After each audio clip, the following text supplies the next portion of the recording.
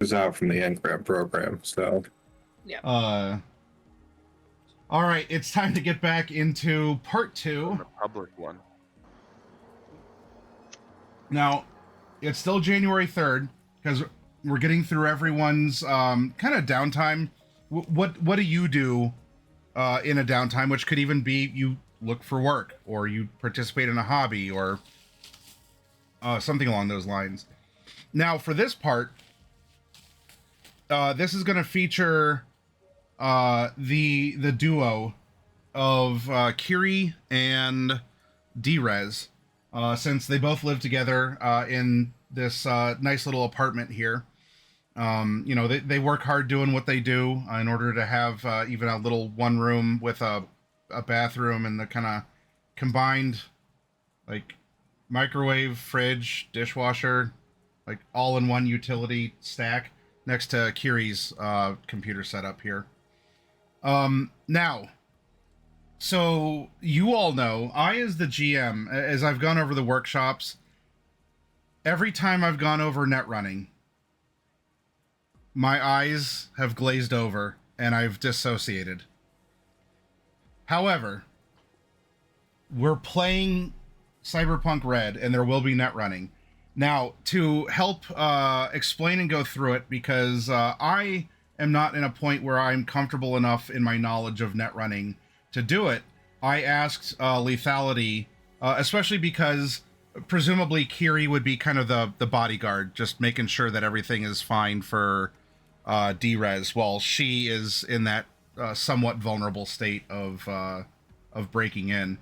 So I, as the GM, am going to be sitting off to the side and listening to the presentation of this architecture that we're gonna put Drez through, because it was a little birdie told me before it was hunted, because birds aren't allowed to exist. That the downtime activity would be to do, some hacking, some other things like that, and of course, we could tag in Kiri as the bodyguard for Kiri so that she doesn't, she's not vulnerable or exposed in the location. So I will actually be sitting back. Part of a larger job. What's that? It's a job. It was a two-person effort of. Actually, if you don't mind me kind of a little bit, a shifty corp executive, not high-end, barely middle management, but his wife has accused him of perhaps some infidelity or something similar, and she wants information on this. And so the pair's job is to get information on this for her, and if he has found to be a traitorous bastard, to perhaps not necessarily make him disappear, but make him suffer. Yeah, or if he's done something. Have leverage if needed, right? Yeah, exactly. Perform a manual override on the cheater. Yeah. that's one way of putting it. So this is a great exercise in showing off net running, especially to me as the GM, because it will be presumed that I will be facilitating more of this in the future, and I gotta learn how it works. So I'm gonna sit back and listen and learn as well during this. So for this interim, while the duo is waiting to hear back about their emails regarding the hook, this job comes up, and Drez is able to snag it, make sure that Kiri is a part of it, for the overarching concept of, a reward to cover both of them for their services. But as Kiri is there looking menacing or just looking out, and Kiri cannot participate in the cyberspace side of things. She's a meat space only sort of girl. So she'll stand vigil, and we'll say that you know what? We can even bring this sort of full cycle here. You get a job at you might end up go to find that this is the same stack that Gopher lives in. Obviously, you don't know who Gopher is, not yet anyway. But you would get a call not to the apartment of the kids, but to the owner's apartment. You know, I guess it would be like the penthouse, the top. It would be the quadruple wide on the top of everyone else who lives in single shipping containers in this stack. So the interior doesn't look like this, but we'll kind of come back around so we have some familiar imagery for the location. So yes, as you two show up, then from the prompt, you are met by an older woman. She'd be in her probably early 60s, and it's not an exact what's the term, a conapt. For the location, it would be the best spot, but you know, like upper middle class, you know, being in the penthouse of the shipping containers.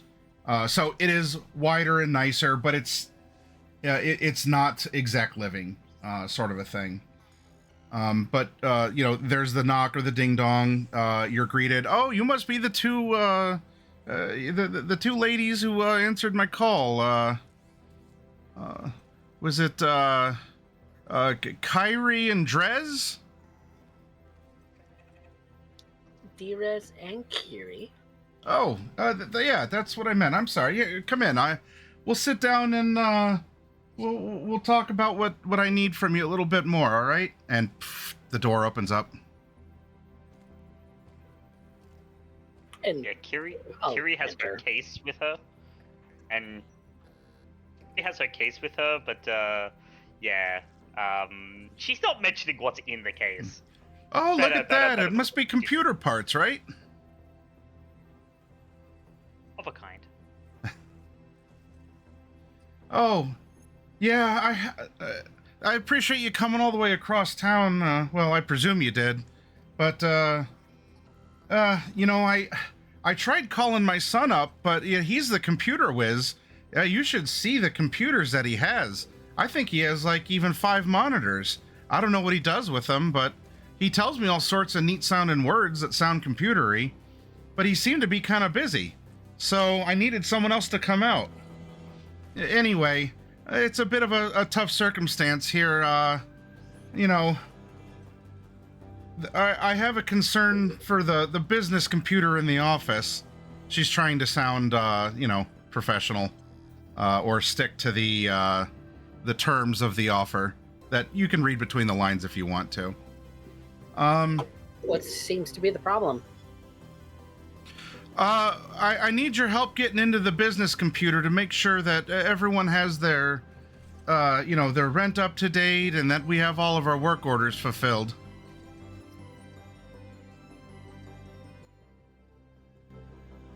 But I can't get in there, and like I said, my son's not available, and my husband's out. He's been out on a business trip for a little while, and I'm kind of concerned. You know, when he's not here, it's sort of up to me to make sure that the whole place stays together. Otherwise, it might all come tumbling down. Literally, even. None of us want that. Do you normally not have access?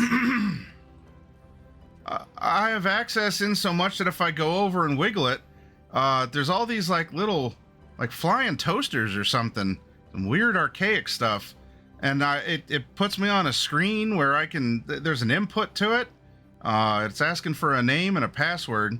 I don't know what that is, because, well, I do more traditional things around the stack here, and you know, with the paperwork and such, but the computer's always been something that my husband does, and well, you know, our son's following in his footsteps. He's a whiz at the computer.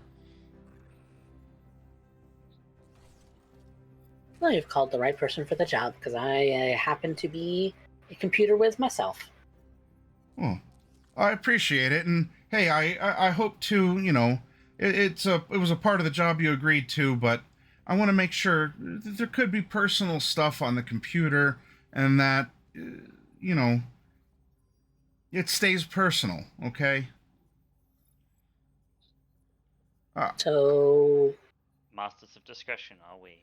Yeah, just some discretion, because there might be people living here who don't want other people to know that they're here, or, you know, there could just be, you know, I'm a bit more forgiving when it comes to stuff like people who might fall behind, and so I let my husband know that, oh, it's taken care of. I talked to the person.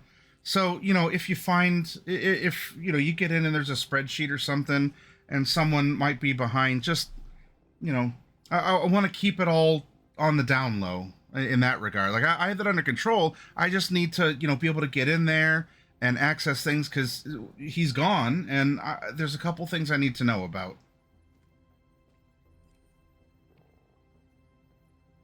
but you don't want him to know that you hired somebody to break into the computer?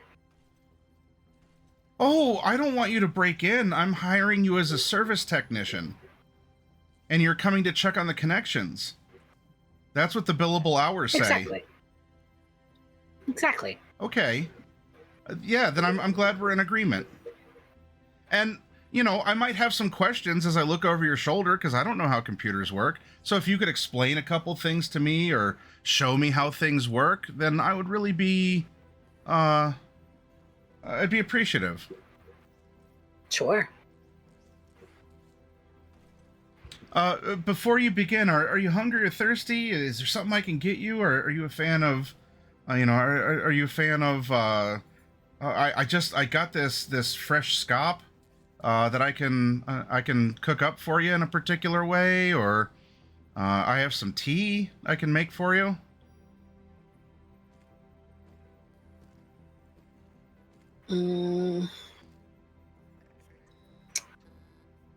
No, I think I'm fine. What about you, Katie? I'm also fine. I think it is better that we get to work. A good job is a fast job. Indeed. So where's this computer? Oh yeah, right through here. We just gotta step through, and then the office is in the back here. Follow me. She turns to you, Kiri, and if you need some space to unpack your computer stuff or whatever, then I'll clear a table, or I can go get something for you. All right, you let me know what you need, hun. I'll let you know, but I am fine for right now. Thank you. And dear, as Kiri's eyes meet yours for just a moment, and she's hiding it on her face, like she's keeping her stoic expression, but her eyes to you read something. This woman is a goddamn Philistine.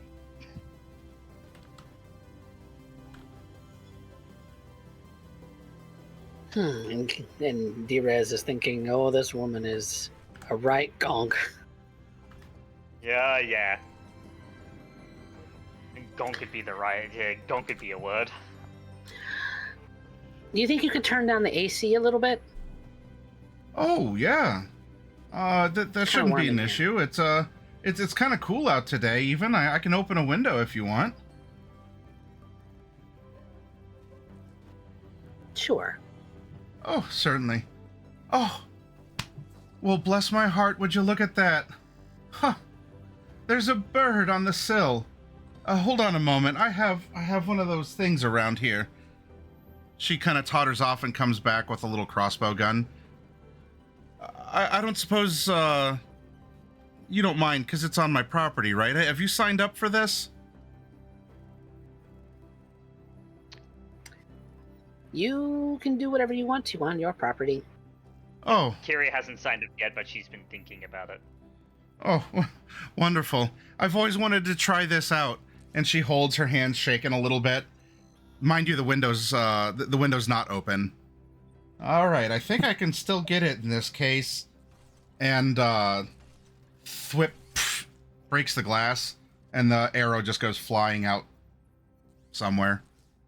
There's just like There's a shout from another step. Yeah, like some alarm or a car horn going off. Oh, And the bird flies off too. Well, damn, I'm down a dart. Just imagining she fires it, goes straight through the window, nails the neighbor. I'm sorry to be a bother, but if you could actually, I'll show you what they look like. If you could find it afterwards, I'd be so grateful. That way I can go back up to 3. Otherwise, it causes such a hassle. Sure, we'll keep a lookout when we leave. Oh, but you're not here for that. I'll put down this thing. Oh, well. Always next time. I used to like the birds, in my youth back in... Oh, boy. I remember. She starts going on and on in the before the nuclear explosion time. Question. D-Rez will just sit at the PC and just get her personal link out and start hooking up to the computer. As she's getting ready to properly jack in, Kiri kind of looks. She knows where the bolt went, but she looks to the thing. She's gonna do something a little bit generous for the lady. Mm-hmm.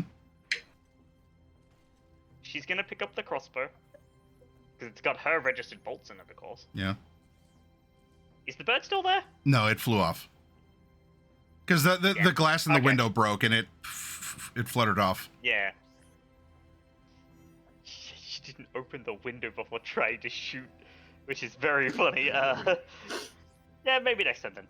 Then, yeah, Kiri will move over to D-Rez and give her a nod, setting her case down with undoing the latches, not opening it, just to make sure that she can just kick it open if she needs to. Yep. Okay. Okay. You're sitting at the office computer, and your gear, your little wrist USB or whatever is plugged in. Take it away, lethality. Okay, so we are here. Now it's time for you to jack in. Indeed. Jacking. I plug my personal link into the PC and begin to jack in. I can immediately see the Cyberpunk 2077 animation. Yeah, that's exactly my thought too. Yeah, but luckily it doesn't take a roll to jack in. Nope. So the world around you resolves out of regular meat space and into a curated cyberspace. It's kind of blank to begin with. You see a black floor with blue lines basically demarking tiles. It's very, very plain in here. And you see that there is a prompt before you. You've got you know what this is just by looking at it. You have a password in front of you. Okay. Well, I don't know what I'm going to encounter in here. So the first things that I'm going to do is I'm going to res some of my protective programs. Specifically armor. Okay, so you're resing armor? And worm before hitting the pass wall. Armor and worm. Duly noted. That means pass wall checks are going to be, backdoor checks for pass walls are going to be at a +2. Given that we are in the kind of between the 2045 and 2077, the terminology is updated to breach. You need to do a breach. Breach. Do a breach. Okay. Go ahead and make your breach check. It's the same as a regular backdoor check, just interface plus. Yep. 14? Yep. Easy. You easily crack it. This password ain't nothing. Like, you run the worm makes quick work of it. and the password is something because you obviously learn the password when you crack it. The password isn't default. It's simple. Like it's some letters and a number, but no capital letters, no special characters, nothing like that. Mental What you would note. expect from older people. What you would expect from older people using technology. But your first floor is clear, and the elevator becomes visible to you. Gonna move on to the next. You're gonna move on to the next. Okay. So you move down to the next floor. It locks you to moving to the next floor. And I immediately need you to make me a... do you have any speed bonuses? No. No speed bonuses. Then just make me a regular interface plus D10, please. Is this some kind of just a interface check? Yep, interface. Yep, it's an interface check.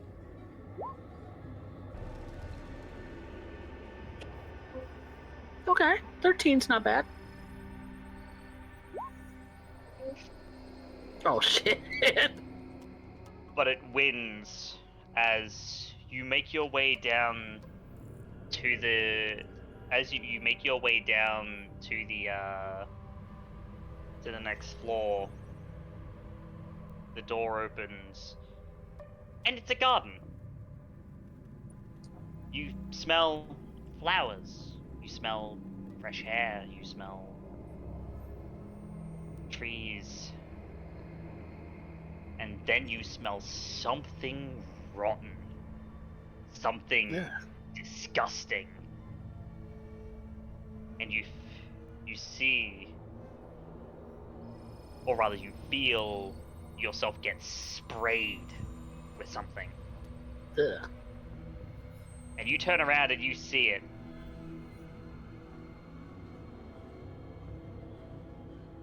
It looks like... You remember watching cartoons when you were younger? Like a skunk?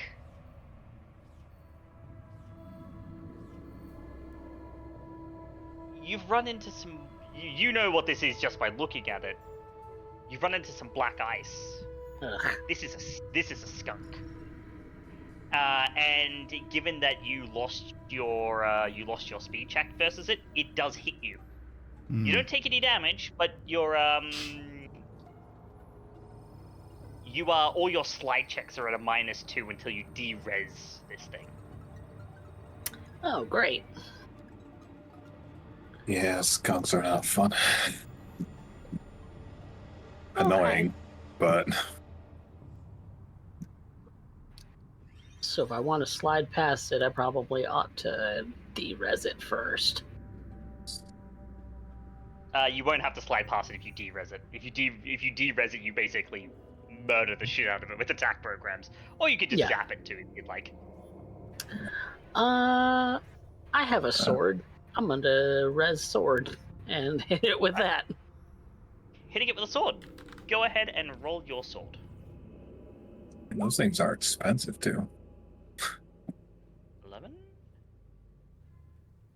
Okay. Password to skunk is not real.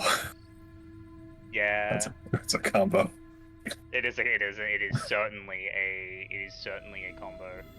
Because like first level password means you can't even ID to see what's ahead. Mm-hmm. And then you immediately It rolled a little bit nasty, and I actually had to adjust it because I did a little adjustment, just to be sure that this was not like awful. Oh, you definitely landed. Okay, and this is versus it's a black ice, right? Yep, it's a black ice. anti-personnel. Yep. So that's my damage. You summon your sword. Tell me, what does your sword program look like? Ooh. I Does mean, it it look looks kind of cute? like Kiri's sword actually, in that Looks like it's blackout. Okay. yeah, it's kind of black and blue, kind of glows, swishes like with lightsaber sounds, just because she added some flair. Those ancient movies? Wow. But yeah, just kind of it kind of floats around her as it's rezzed, and then when it makes the slash, it disappears, obviously. Yep. As part of the attack. You slash through the skunk, and its cartoonishly, distinctly disgusting visage flickers, but doesn't fizzle. You do have an additional net action before it gets to go again. Yeah, so I think I'm going to use my other attack program and hit it with a banhammer. Alright, you're gonna slam it with a banhammer. Alright. Sure, we can go ahead and slam that guy with a banhammer. Bonk. Oh yeah. I'm not even gonna bother rolling the other d10. And crit failed its defense. You don't even need to re-roll it. Roll it. It de-reses as. I would assume your banhammer is just a massive hammer. Kind of one of those yellow cartoonish sort of toy hammers. Does it make a squeaky noise? Yeah. Because she does cute things with her programs. Yeah. A really cute squeaky noise for something doing 3d6 redstone on black ice. Yeah, it's a 2d6 to black ice. So you bonk this thing, and whilst your squeaky toy banhammer program does squeaky toy banhammer program things, the skunk, the actual damage of it is the skunk gets squashed and scattered before, in a pile of particles, he reses. That is all there is on this floor. The distinct musk of skunk spray disappears, so you are no longer under the effect. And in what Kiri would see is that Nerez has relaxed herself into the chair, kind of glazed over, but as soon as the skunk smell just hit her nose, she was like, "Huh!" In meat space, just kind of expressing the distaste. Your RGBs turned green. Ew. Gross. And But yeah, that's it. So you can continue to enjoy the nicest smells here on this floor, or you can move down. yep, as she's going to move on to the next floor as per the next round. Yep. So you move into the next floor. This floor is bare bones. You can go a floor lower. There's no obstruction here. Okay. What you do see is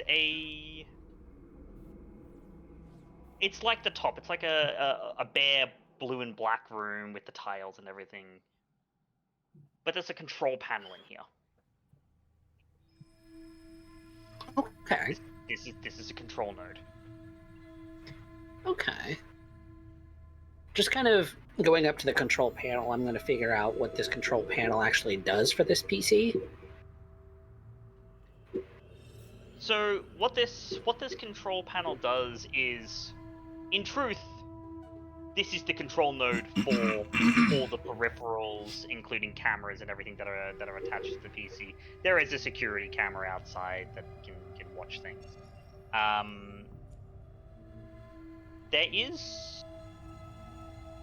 There is more below this. It's like, you've seen net architectures before. Normally, the control nodes are at the bottom for the devices at the bottom.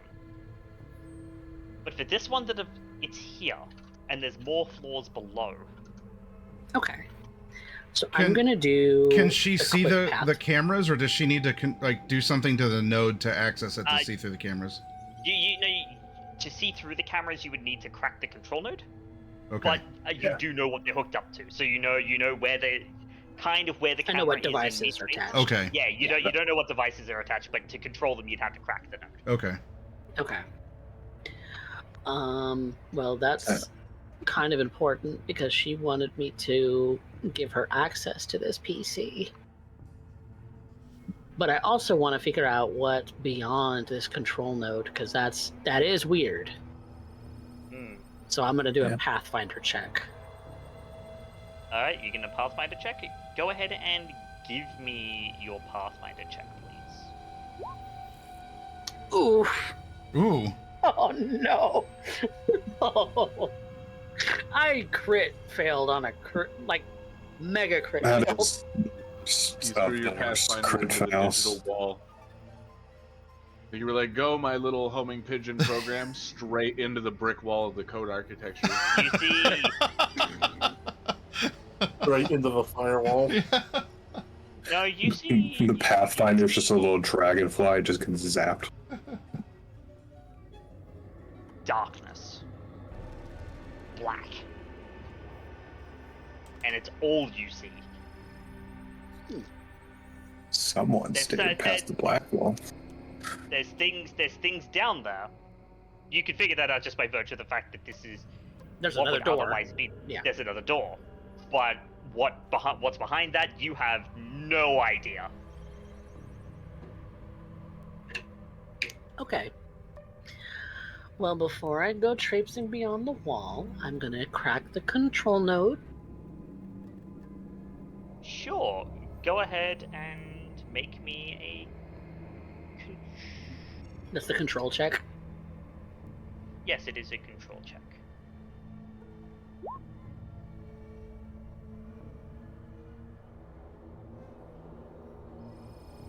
Would you like to do Usually anything to that roll?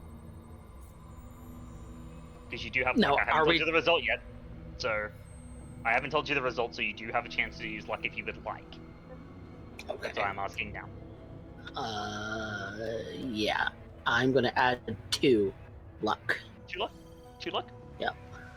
Okay, so that will make it a 9. Because meat does not beat in Cyberpunk Red. These controls are actually a little bit difficult. It seems like someone had not necessarily done anything to them, but it seems like the general kind of layout of them tends to shift around a little bit. But with an additional whack in cyberspace, the panel rearranges itself into something more resembling what you're used to, and you manage to crack into the control node. Great. So you now have access to the core functionality of this system for everything here and up, and the attached devices, including a security camera outside. Okay. Is there anything of particular note attached to this PC besides the cameras, or is that really just Nope. it? That's really it. It's really a terminal used more for work and stuff like that than it is anything used to manage anything major. The camera is really the major thing, and you could quickly look through the camera to see that it's looking outside at the door and things. It's basically just like an outdoor security camera, like what one might install in the house, which makes sense for the top. This is the penthouse of the container stack. You kind of want you need to have a little bit of extra security, and that's what this camera affords. Because even seeing a camera will deter most Ne'er-do-wells. most ne'er-do-wells. Then to add to this, because you broke it and you can see through it, there's a woman approaching the front door of the penthouse. It is a chilly day out, of course. She has her arms crossed in front of her, and she seems to be walking briskly from the top of the steps towards the door of the penthouse that you're in. Someone's at the door. I got it. Kiri would send back, because I would imagine that Drez is texting, doing like Derek. Well, I could say it out loud. Yeah. I've got the door. And Kiri would go over to the door, Mm-hmm. ready to receive the visitor. Is everything okay in there? Where are you going, ma'am? The lady is in the living room, just sort of reading something as she notices you leaving the office. We have an unexpected visitor at the door. You didn't get up. I'll handle it. Oh, I didn't hear the doorbell. And that's concerning. You stay right there. Oh, okay. Oh, what service? And Kiri would head over to the door, having since she's got the quick lock hinges on her case. She's actually picked up the case and brought it with her.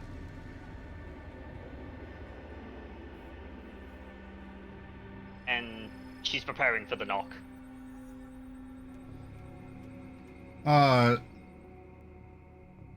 The knock doesn't come, but you do hear a shout of a male voice that sounds distant through the door.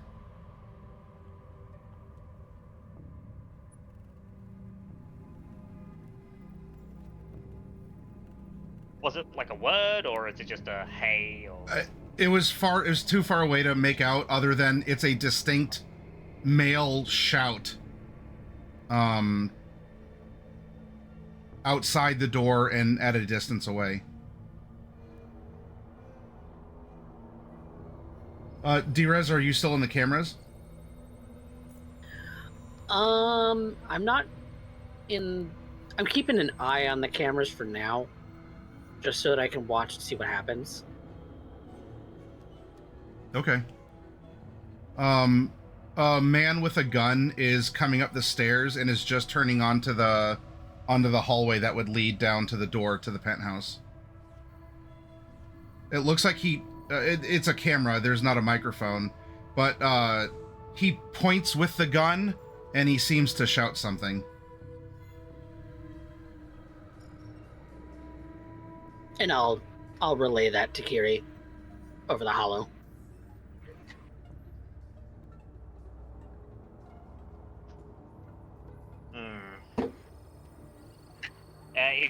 So he's on the top level, right? Like he's... Yeah.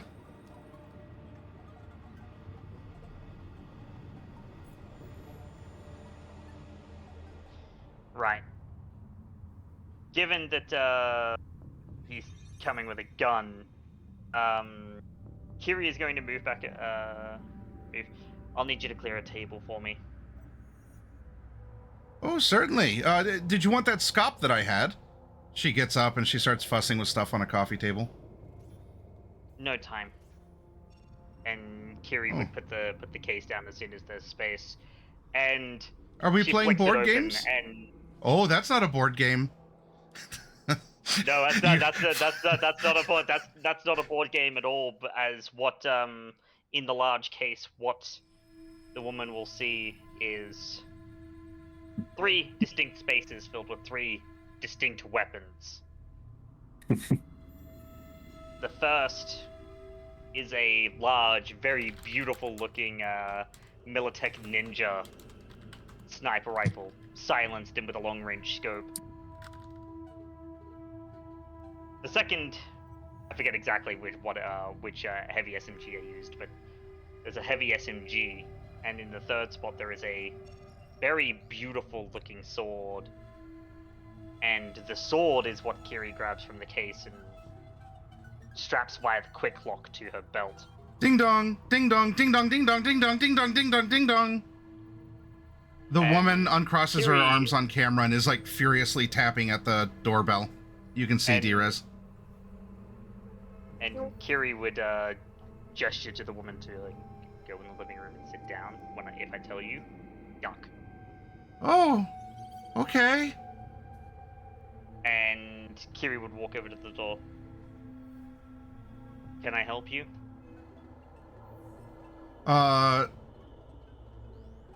In that moment, there is a, you can see that there is a woman that looks like a younger version of the one who, is the wife here who commissioned you to. Though she looks to be in a rough spot right now. Like strung out, stressed, definitely in a panic. Something's going on. And walking briskly, with the gun's not like held up and pointed, but is using as an emphasis. You hear the male voice, "Where's my money?" Should I check out? No. Kiri just said that. Basically, just said, no, stand by. Mom, I need you, says the lady, at the door. Kiri immediately would open the door and pull the woman inside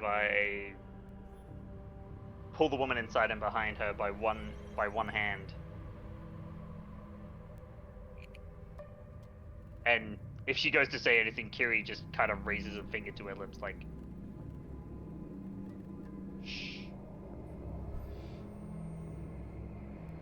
Given that she's got a sword on her hip, it might give the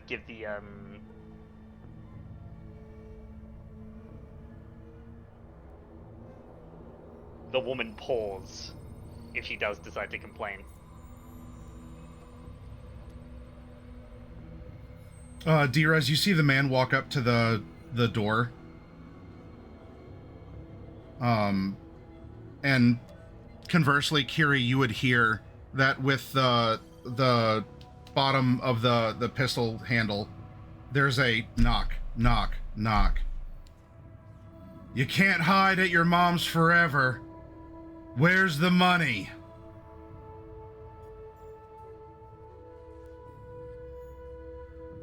Kiri is going to draw her gun.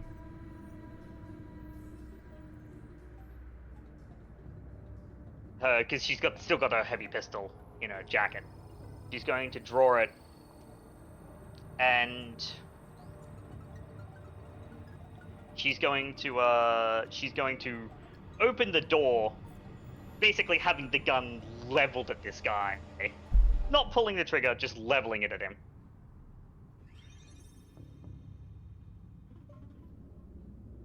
Well, this is new. He looks at the gun, follows it up the arm to your face as he says that.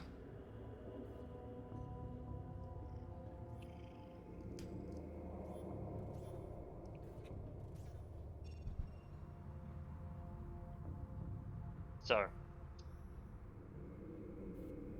you have two options. We're either going to talk this out like civilized people, or I'm going to unceremoniously blow your gonk brains out all over this wall. Your choice.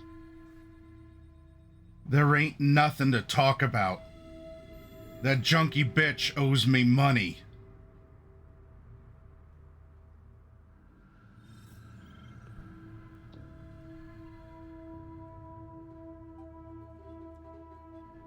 Apparently she's got enough to pay for a bodyguard, but she can't pay a dealer, huh? Huh? He's like yelling past you into... I don't know that woman from a hole in the ground. I'm here on different business. But when someone walks into my AO wielding a gun, it tends to become my problem. Now, if this guy knows his street slang at all, her mentioning AO, the AO, that's solo specific slang. If someone uses that, you know they're a solo. Their job is they kill people. So that's gonna be how it is, huh? what you're going to do is you're going to calm down and we're going to actually talk about this properly. It is either that or you die. I could not care which.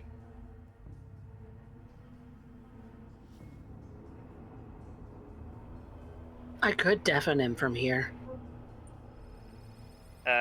Kiri kind of sends a hold, but like basically telling D-Rez to hold off, but bring the program up just in case. The idea is this quick hack. Yeah. Kiri doesn't know the difference. she knows about computers, but like the difference between hacking into an architecture and quick hacking is not a thing she does. I always think of quick hacking as like they're like little pre-written viruses that you see. Oh yeah, pre-written scripts.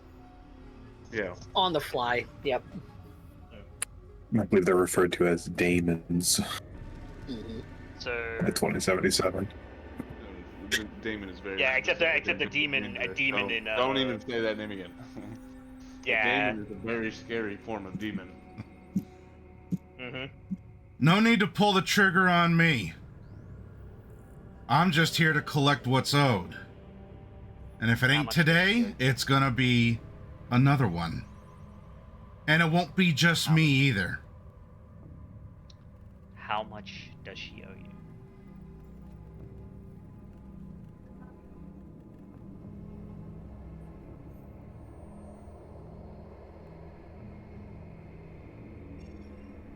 $1,000.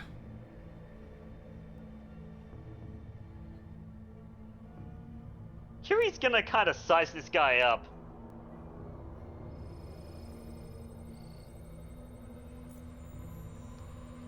You said she was a junkie and that you were a dealer. You don't look in the vein of selling designer drugs.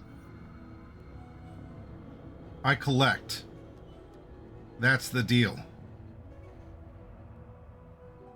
So you're a leg breaker then.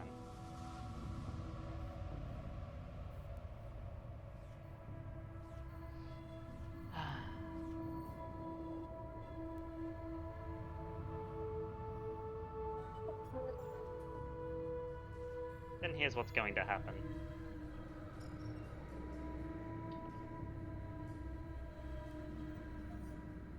You're going to turn around. And you're going to walk back down those stairs.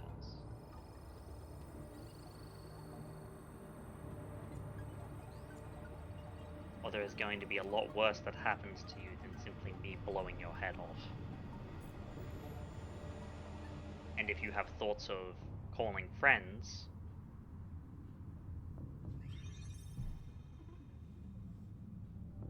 then I will make sure that you live only long enough to regret your decision. They'll be on your hands, not mine.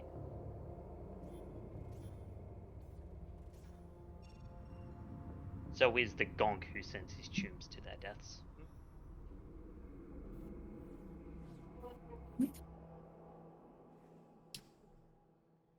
That's gonna be how it This is. basically a face down. Yeah. It's a face down.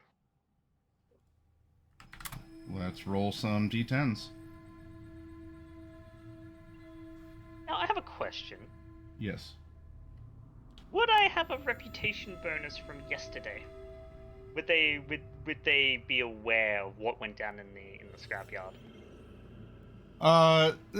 These people aren't the scrappers that were there. So this wouldn't be. Yeah, there would be no bleed over from that particular event here. I'm gonna chuck 2 luck into it to make it a 15.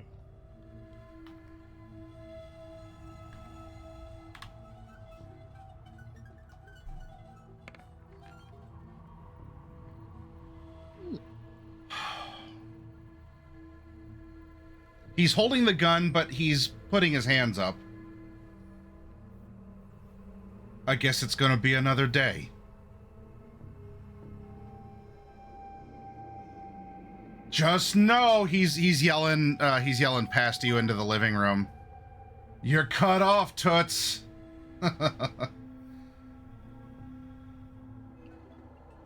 And if you don't pay, it might manifest in more ways than one.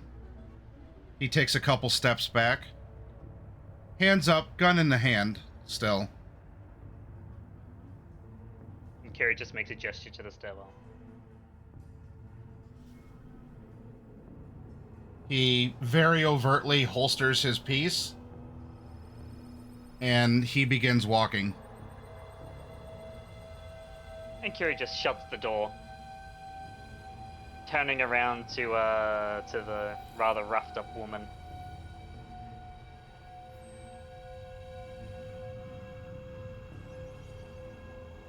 So, I think you have some explaining to do. Curie has slid her heavy pistol back into her thing, but she's still got the sword on her hip.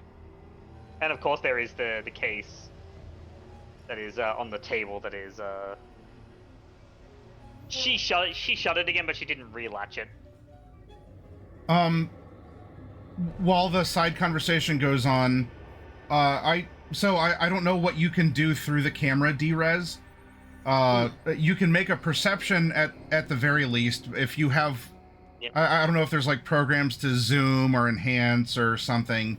No, it's mostly that I can control the camera if the camera has a zoom.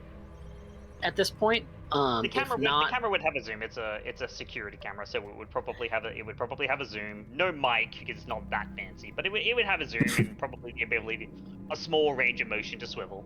Yeah. is there multiple cameras on this system or just the one? Just the one. D-Rez is in complete control of the camera. It's basically D-Rez's eye. Okay. Yeah. I'm watching him as he But- leaves. Make but sure yeah, he you leaves. can. Yeah, but you can see and do like mental checks, like perceptions and things.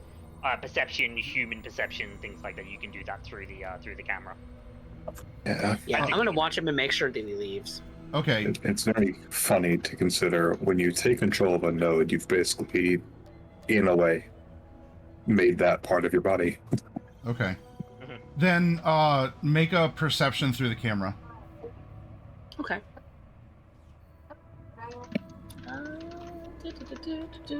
Perception. Ooh, that's a crit on a 29.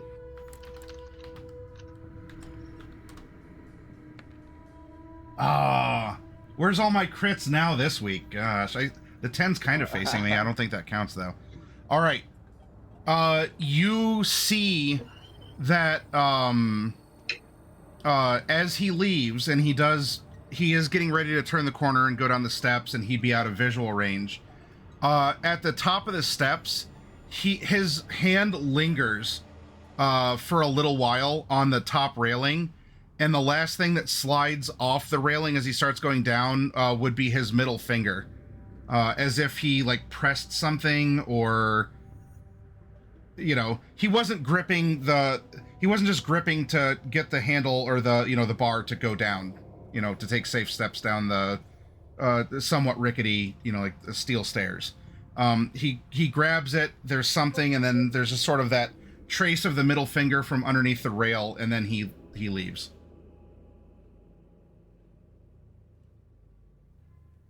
Okay. Mental note. But if he's left, Yes. I'm digging deeper into this PC. Okay. Yep. So Kiri's having a conversation in the living room, and you can go back to digging. But yes, the assailant did leave. Given that it has been some time and everything, you can, like the situation has changed slightly, you're in a bit of different state of mind, you can reattempt that Pathfinder check. Yeah, let's try that. I don't want to be caught off guard. Because, yeah, you normally don't get to retry checks unless something about the situation has changed. And given that there was a little bit of an adrenaline spike, I would say something has changed. Okay. A 9 reveals what it reveals is there is one floor beneath, and that there is an obstruction on that floor. In fact, there are 2 obstructions on that floor, and they're nasty. Looking through the floor, you see a pair of tall figures cloaked in armor, their bodies giving off this flickering effect similar to flames, and their heads, the helmets, are very canine looking. These are stylized, but you know what they are. The next floor down contains a pair of hellhounds. Ooh, nasty. Nasty. But what comes to your mind is, this is an upper middle class, top of the container stack apartment that has paperwork and rental records on it. Who puts a pair of hellhounds in a computer like that? It doesn't make sense. What could be worth protecting?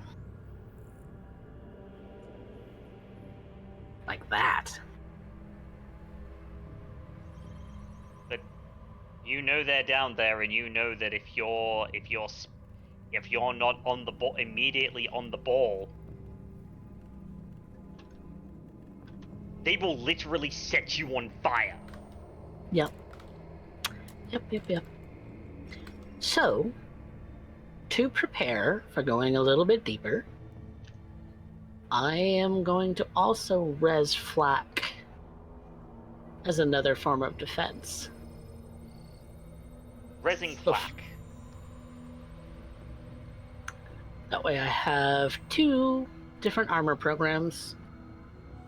Okay, flak won't help you here. Oh, because it's black ice. Yep. It's non-black ice attack programs. Okay.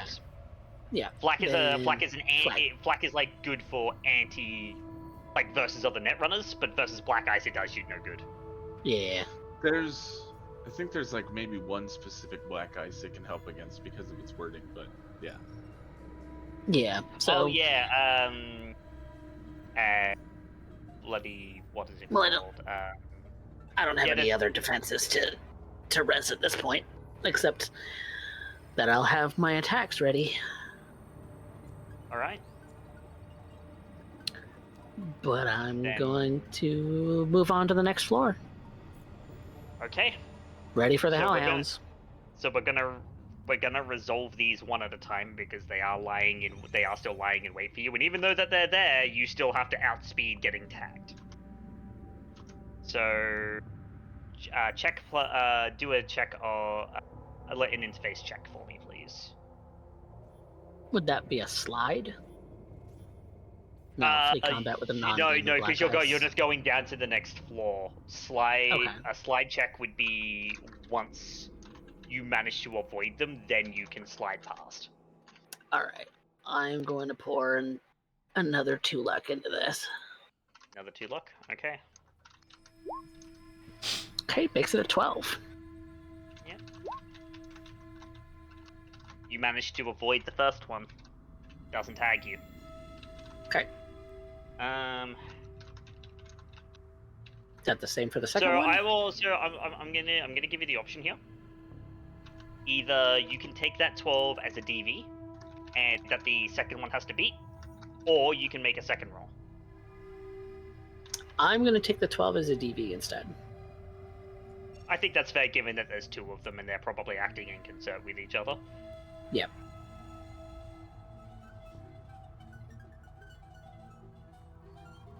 Is this a circumstantial, like a GM discretion rule? Or it's okay, a GM. It's GM discretion. okay, Because I find that like if you obviously you want to get a little bit crunchy with net running because net running is a bit crunchy, but if you just keep slamming die roll after die roll after die roll because the floor is filled with black ice, then that's no fun. okay. No, that makes sense. The other one just Ooh, barely. Yeah.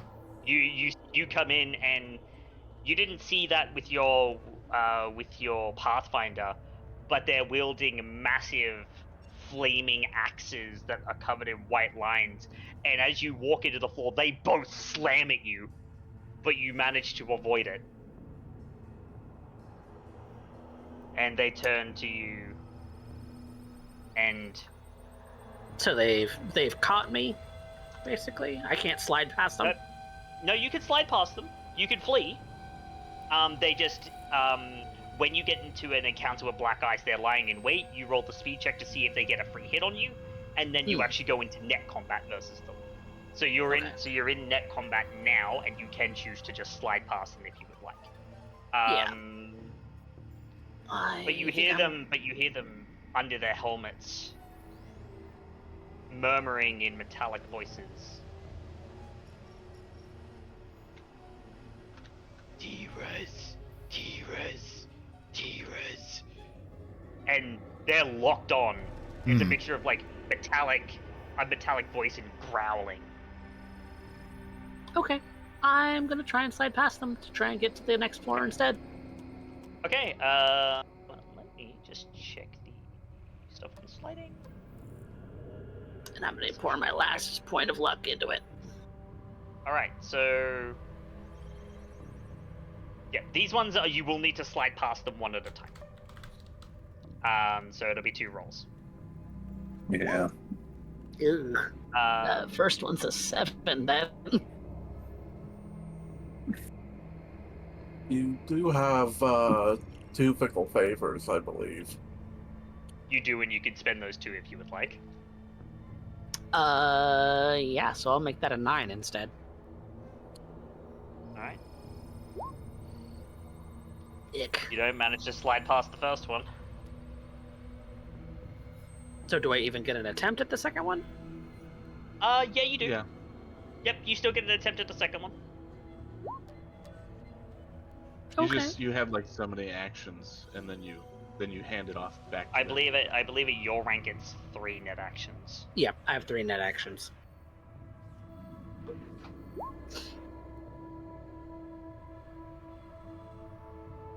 Yeah, that one, you just barely aren't able to slide past it. You almost managed to squeeze past, but Damn. you can attempt to slide again. As a third one, you can attempt to slide against one of them. If you would like to, or you could just go on the attack instead.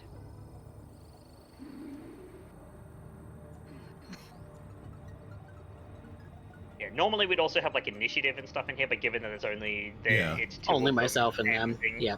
Yeah, it's up in them. I'm just saying it's probably just gonna be it's D-Res, then them, then D-Res, and them, and so on and so forth. Okay. It intuitively, whenever black ice, after you do your speed test, black ice just goes to the top of initiative anyways. Yes, one above. Yep. So Yep. it just, yeah. So yeah, if I'm gonna get caught anyway, might as well hit one of them with a sword. Alright, go ahead and roll. Oh shit. Oh, D-Res, you're gonna get a bloody nose. Yep. Yep. Unless they fail. Oh, which they don't. Nope, they crit me. Well, this is just Oh. their defense roll. Yeah, they Oh, crit the true. defense. So your sword swings and the Hellhound just avoids it. But it's now their Rats. turn. Rats. I just want to point out that you called this on yourself, Coffee, when you said it's getting hot, or it's hot in here. Can you open a window? Now, yes, you have armor. Okay, I so have now armor. we're gonna go out. Now we're gonna go ahead and resolve some attacks. 2 of them, to be exact. Now, I don't know what your defense is here. Defense would just be an interface. Yeah, it's always the same. It's always the same. Yeah, it's just the interface It's plus the 1d10 then. Yep. Yeah. Yep. Okay. So the first one's gonna take a swing at you. Okay.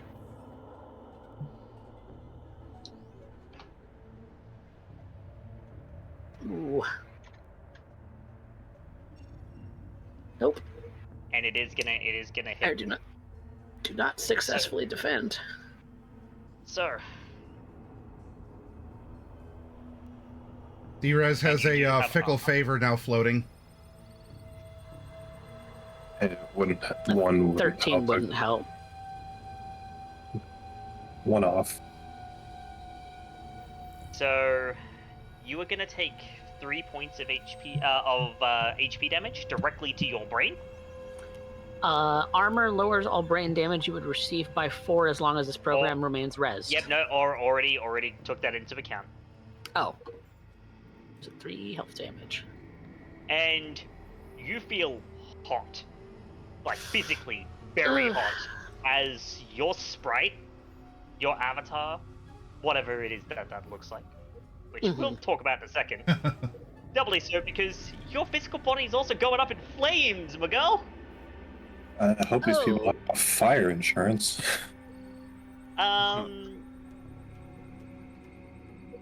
Unless you spend a meat action, so a meat action to put yourself out, you're gonna take 2 damage to HP per turn. This is all your cybernetics overheat.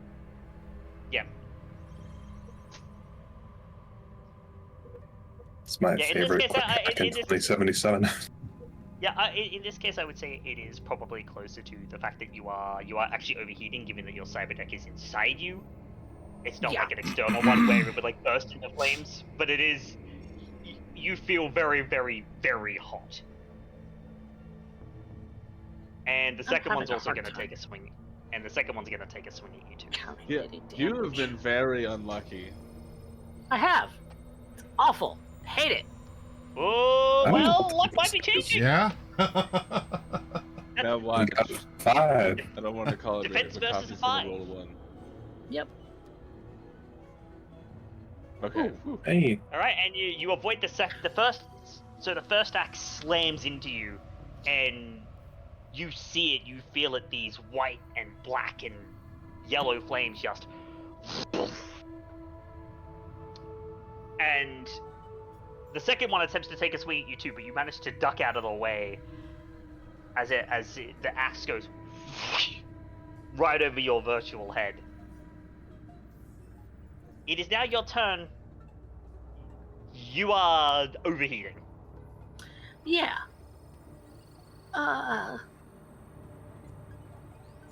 So your choices are you can attempt to slide or attack them again, or you can put yourself out. In meat space, are you crying out? Are you like laying back and huffing, like trying to vent? Yeah. There's definitely a lot of that going on. Probably could be And- heard from the other room. Yeah. Well, once we we'll probably go ahead and interact with that after the combat you deal with these hellhounds. Well, that's So, what yeah. the turns are to track. Yeah, the turns would also be tracking people in meat space, but so the Kiri's Yeah, not in this this. is- She's just having yeah. a conversation right now. Oh, I see. So, Light mode, Yep. easy mode. So, Yep. what would you like to do? You gonna put yourself out and put yourself out, or deal with the hellhounds and take some damage?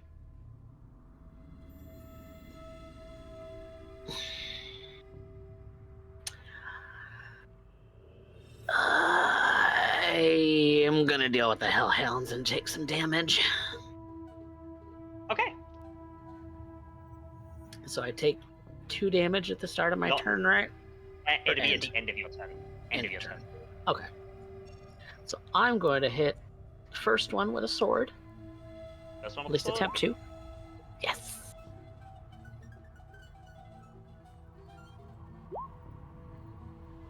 And it hits. Hell yeah. So go ahead and roll your sword damage. 11 res.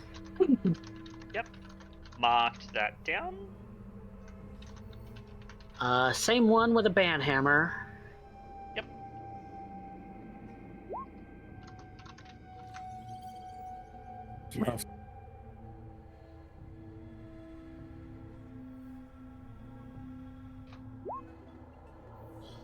It's Yikes. gonna dodge this attack.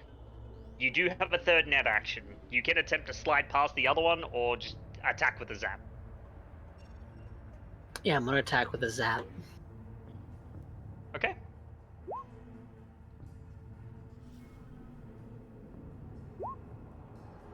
Oh yeah, and you nail it. Go ahead and roll your zap. Can you not? Zap is 1d6, right? Yeah. Zap is a D6. Can you not sword?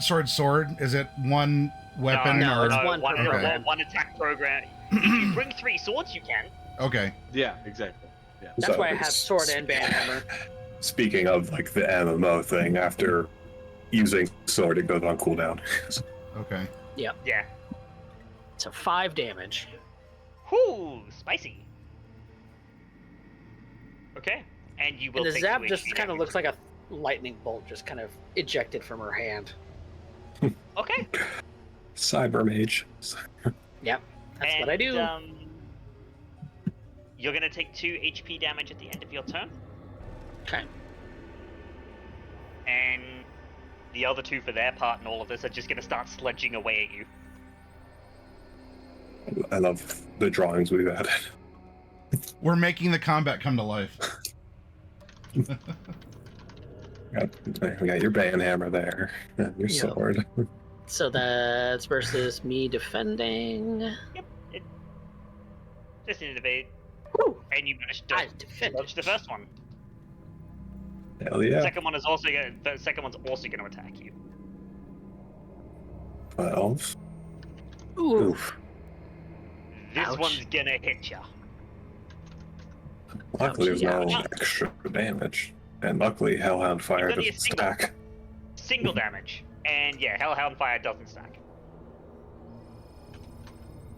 You're already on fire, so you might as well just keep fighting. Okay. Now, it is your turn.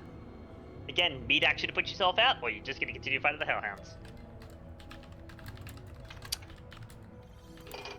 Yep.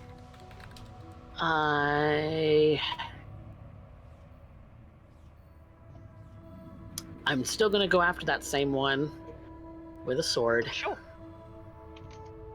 Sure. Go ahead and roll your sword.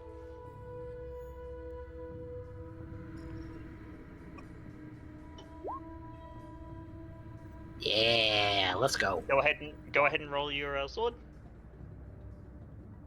Is You it de-resed? de-res it. Yeah, Fantastic. you de-res it. Second one's getting a banhammer. Second one's getting a banhammer. Roll your banhammer.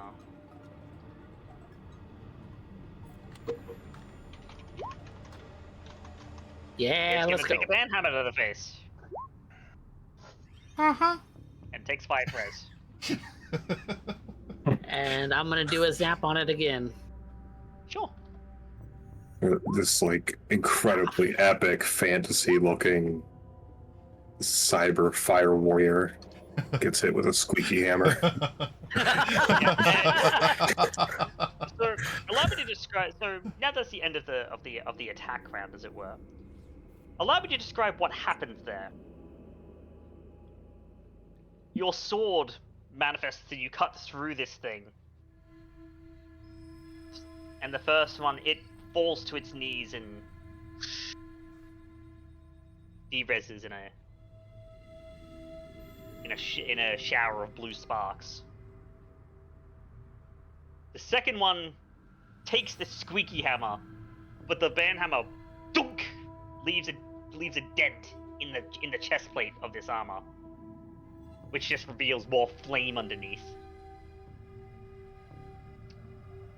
And the zap, the bolt, just zips past it. And you're gonna take 2 HP damage at the end of your turn because of Yep. reasons. It's now go ahead and attack you again. Ah, And I will note, this entire time, they have also not stopped chanting your name. In this creepy. They're growly metallic. They're not chanting D-Rez's name. They're asking what they want done to them. They want to de-res me. Now we know the origin of her name. I mean, in the lore of this game, a netrunner naming themselves D-Rez is like... It would be like an Olympic runner naming themselves Speed. So you managed to avoid the black eye swinging at you. Hell It's yeah, it's now your turn. It's getting 3 attacks. All right, sword, bam, hammer. In that order. God damn it. It's gonna dodge the sword. Barely. It's gonna get hit by the banhammer. Go ahead and roll your. Let's go. Honk. All right. Bonk. You cave in the other side of the chest plate with the squeaky hammer. That time. Ew. Wow. I'm This crit is- crippling like a motherfucker right now. So And it is dodges that that guy, as well. though. These rolls are gunk. This is a These rolls are just utter dreck, to use a Shadowrun term. every time you are going for an attack and you get that crit fail, you just remember the scent of the skunk. Yeah. It's lingering. You're having psychosomatic skunk smells. You're gonna take 2 damage, and it's gonna sludge at you. Ouch. Ouchie. You can also handle a rolling. 9. Cole. I shouldn't have said Cool. anything. I'm so not- On. Luckily, there is no critical hits against Yeah. in net space. The Hellhounds would be a lot worse if they're flames stacked. Another damage. Just a single one. That Your room armor is starting putting to in sa- work. Yeah, the that armor's room is putting work. starting to smell like a Chinese Bitcoin mining operation. Yeah. Oh, I haven't been calculating that -4 if for the. Oh For no, some no, of those no! rolls. I've been already doing it, so I've just been feeding you It's, the numbers that you need to put in. I'm doing Okay. I'm doing the math for you so that you don't have to. It's very nice Oh, 'cause that they did. I did that as 5 damage to my HP instead of just 1. Yeah, it's just one. They could have The done other a one, lot worse. the other one that you got hit was also just one. Oh, Yeah, you've been hit for like 5 HP of brain damage plus 4 HP of burning. Fire. oh, so I'm only down like 9 HP. 9. Yeah, you're only down 9 HP. Your Oh. arm is putting in work. Yeah. Great. I'm not as dead as I thought I was. No, My favorite no, she's back in this office chair. There's something really spicy in that like tax receipts folder that she found on the desktop. You're very lucky that I didn't make this architecture. It is. My it's favorite combo was Hellhound Killer. Ugh. Yuck. So my turn. Yeah, but it's your turn. All right, getting some attacks in. Anti-personnel plus go anti-program ahead and is roll. a real bad one. And Is it de-res? tell me how you want to do this. The sword swings and just kind of slices this last hellhound in 2, going off in a bunch of sparks, and she's just kind of breathing a sigh of relief as You are gonna take 2 more damage because it's gonna be because I'm still in obviously- net because- space. Yeah. Well, it's because you committed to a net action, so you can only commit to either net action or meat space actions. Because you had to do a net action this turn. Yeah. You're gonna take it out to the end of your turn and then put yourself out the next turn. Yeah. Yeah. But I am. But you dealt with them, Yeah. and the now that I've elevator, dealt with them, has 1 more floor. with my Pathfinder, is there anything that I suspect is on that last floor? go ahead and roll me the Pathfinder check. Why not? Yay. There's a file down there. That's it. That's it. Okay. And I'm taking the elevator down. It's also the bottom level. Okay. So you can leave a virus. Yep, you're at the bottom level of the net architecture now as well. Maddie, I think before we go into the contents of that file and you cracking it, Drez, I think it would be good to switch back to Meat Space for a little bit. Yeah, I'm putting So I out. will hand over to Maddie. Start putting out the back of my head. Yeah, so you lost like 11 HP in that fight. You're probably bleeding from the nose a little. Oh bit. yeah. A little bit of heat stroke. Yeah, a little bit of heat stroke, a little bit of bleeding from the nose. But yes, I think it would be good to head over to Meat Space for a little bit, and then we could deal with the file cracking at the end. So, Maddie, over to you. Okay.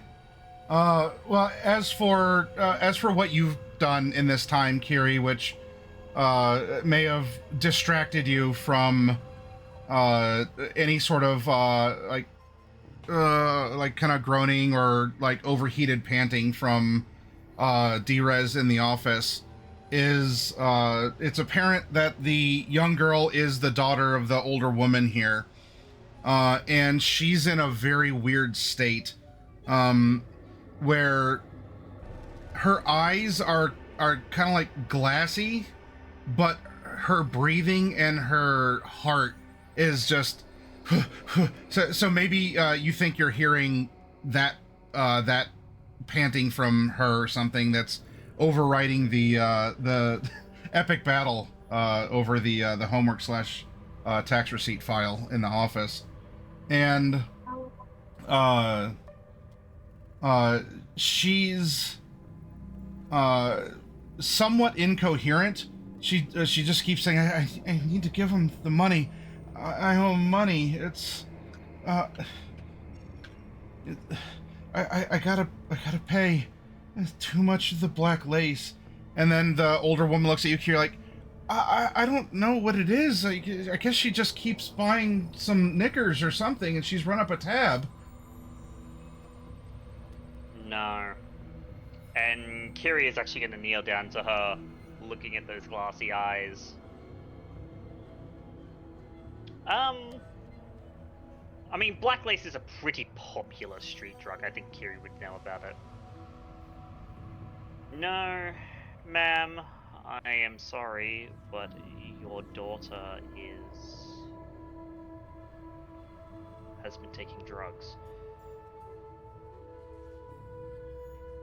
Well, she does have some behavioral things. She's always been on some sort of medicine. Black lace. It's a street drug, relatively popular with the those who get into scraps because it allows them to ignore pain. Well, I thought she was just dating a guy. She kept talking about a man and all this black lace, and I thought she was trying to impress him or something.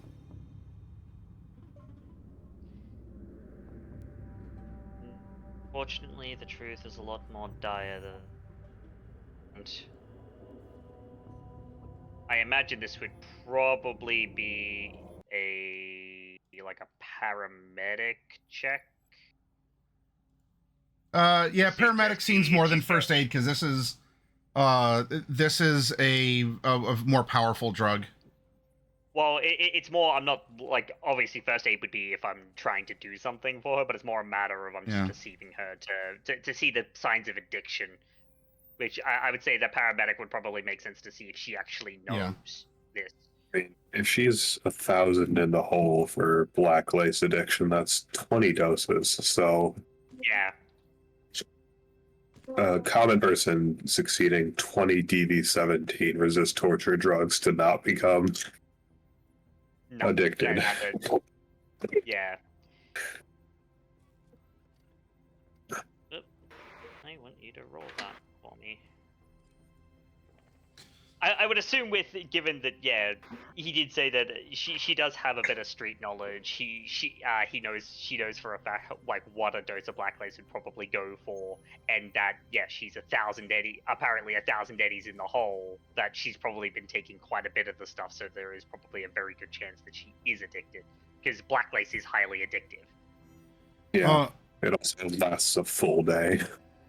As you examine her, you have her take her coat off. It's a chilly day, so she was wearing one.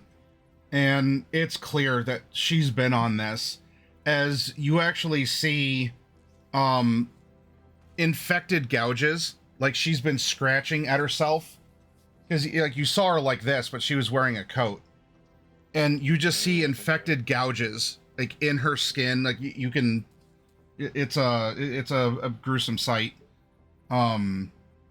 That are not healed, not treated or sewn up or anything. They're not weeping, so something was done, or some sort of a clotting agent or whatever. But these are ragged, even like slightly seeping. Maybe the inside of the coat is has an ooze to it. Oh, she is very far along. And the mom, like, she's not wearing pearls, but she would be clutching them if so. Like, oh, what is this? What happened? Well, I don't understand. Why didn't your brother say anything?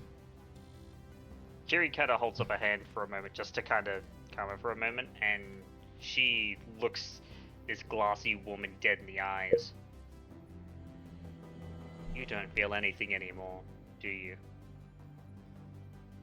Gotta get the pain to go away. It hurts a lot. No. And Kiri says that, kind of cupping both of her cheeks and staring her in the eyes.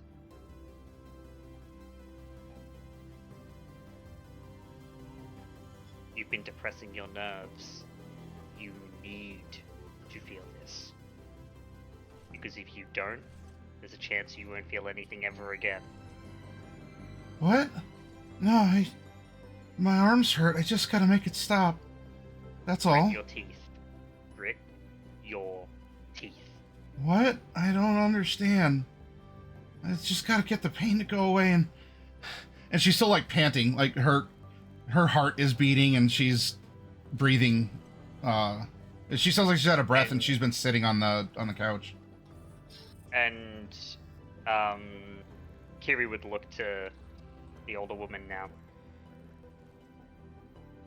You need to get her to a hospital, and you need to get her to therapy.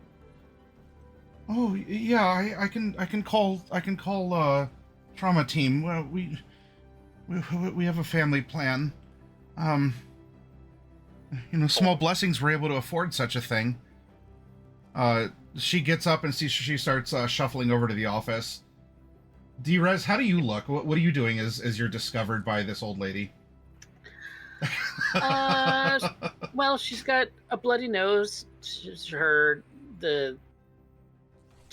taken off her jacket and everything. She's really just in her body weight suit at the moment, and sweating profusely, kind of patting the back of her head, making sure that her ports aren't on fire anymore. Oh, not you too! Oh, what a day! Oh dear! Oh, jeez! And that would be when Kiri would kind of peek over the younger woman's shoulder and see D-Rez in the chair, bleeding from the nose. Hey, you still with us? Yep. We're good. I'm good. She kind of leans back through the door, bloody nose, gives a thumbs up, a bit of foam at the edge of the mouth. What did you run into? Hellhounds. Nasty critters. They're dealt with. One more thing. 2 secs. And I'm going to crack the file. Yeah. Well, so go ahead and make your ID. ID check. Please. Ooh. Georgia. That's a double 10! Literally, Max the crit. prettiest crit. Yeah, max crit.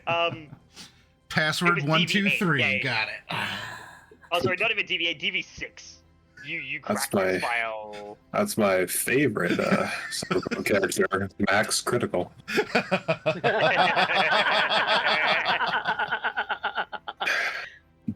So, yeah. I suppose, Maddie, the question is, what does she find? What was worth hiding behind two very expensive, hyper aggressive attack, bice? You are seeing evidence that through the money and time on the owner's personal schedule, he seems to be meeting with a narco gang.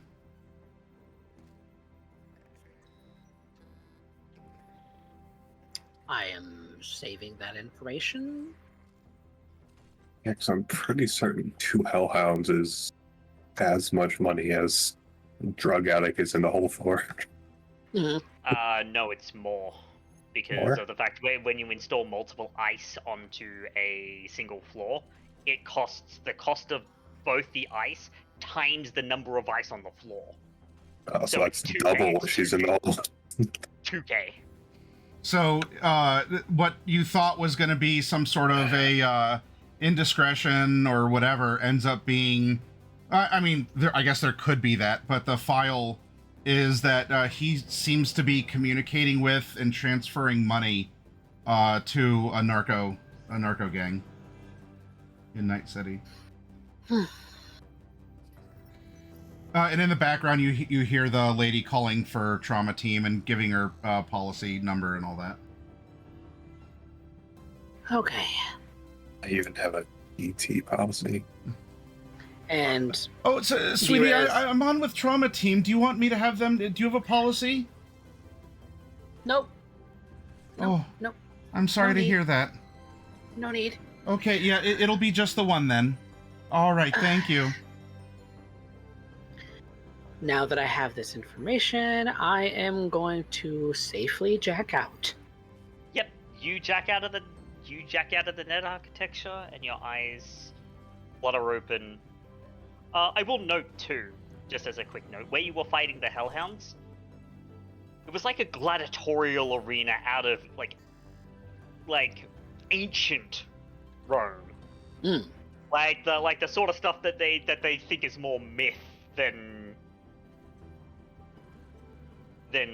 actual history as of these days, anyway. Dira was sits cheering up and crap. realizes she's bleeding from the nose. Here, this is the least I could. It kind of literally is the least she could do. She gives you like some toilet paper. It's something. I'm sorry. The apartment is going to get very busy here in a couple minutes when trauma team comes. I'll tell you what. Can you just send me a message about what you found? It looks like you're all wrapped up here. Yeah, I'm in a Delta. Yep, Oh, Carrie's already packing up her stuff as she hears the word Delta. Thank you so much. I mean, I wish I could say that I would love to see you two again, but definitely not under these circumstances. You have access to the PC now. Oh, wonderful. Yes, I never understood why the letters are all out of order. She looks like she hunts and pecks, even in 2064. But I'll figure it out if it's open.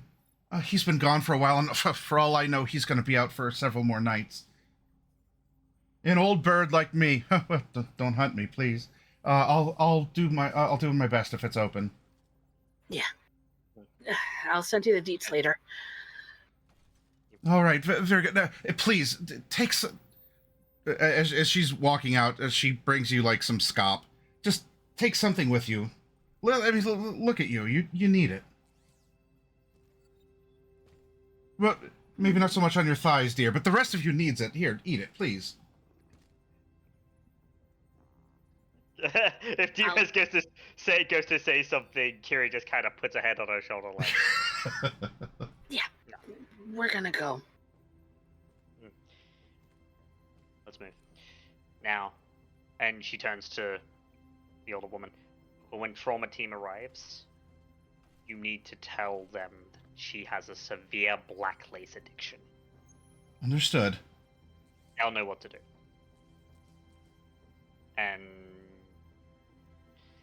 Kiri will Terrible drug, after not having shopping packed up- habits. Got it. And Kiri Dina has just put her jacket packed back up her on. case. Yep, and Kiri has packed up her case. So she doesn't look like she's walking around with a sword on her hip right now. And they go to head out. Okay. You leaving? Of course, there's the matter of if DRS is going to mention about what the guy did by the. Oh yeah, he's in big with narco gangs. And I was thinking more about what the guy did when he left. Oh, that The too. thing that the trace on the That too. that'll be And worth she's gonna go investigating check for more that. clearly. Yeah, she's gonna go check for that. Okay. There's some little round button-like device that's on the underside of the railing. Picks it off. Okay. Takes it, and it's gonna take it with her for a while, and then just chuck it in the trash somewhere.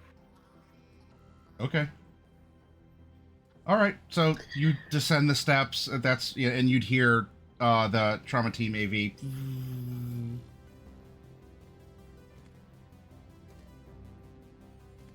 So yeah, the landlord guy, he's in big with narco gangs. He's probably got zeroed.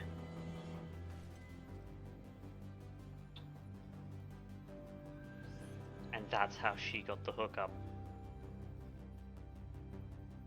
He inadvertently got his own daughter addicted to drugs. Yeah, it sucks.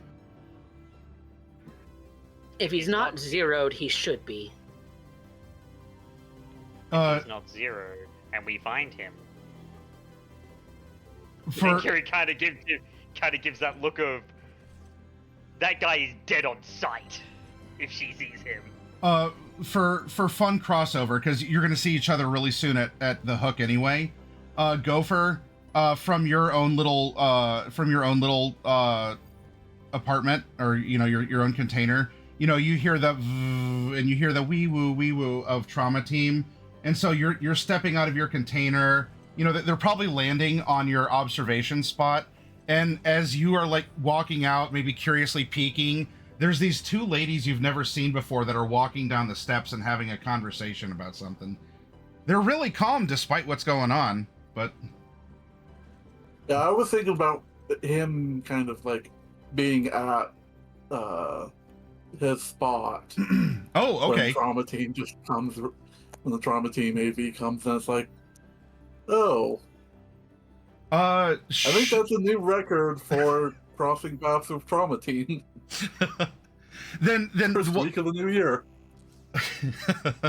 We'll say this then: if you want to be in your spot, you're finding peace, you're processing whatever was happening, with the brother or the son of the owner.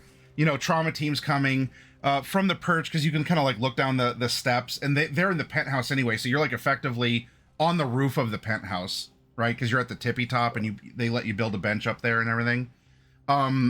So you could have seen Kiri and D-Rez, like, I guess then you would see them exiting the penthouse and just sort of like walking over to the stairwell, taking like a quick look at the railing, and then continuing down, and then like trauma team would be coming in. So like, oh well, whoever that was, maybe they're new neighbors, and then that's when you get trauma team kind of shiny distraction, and then they land and all that happens.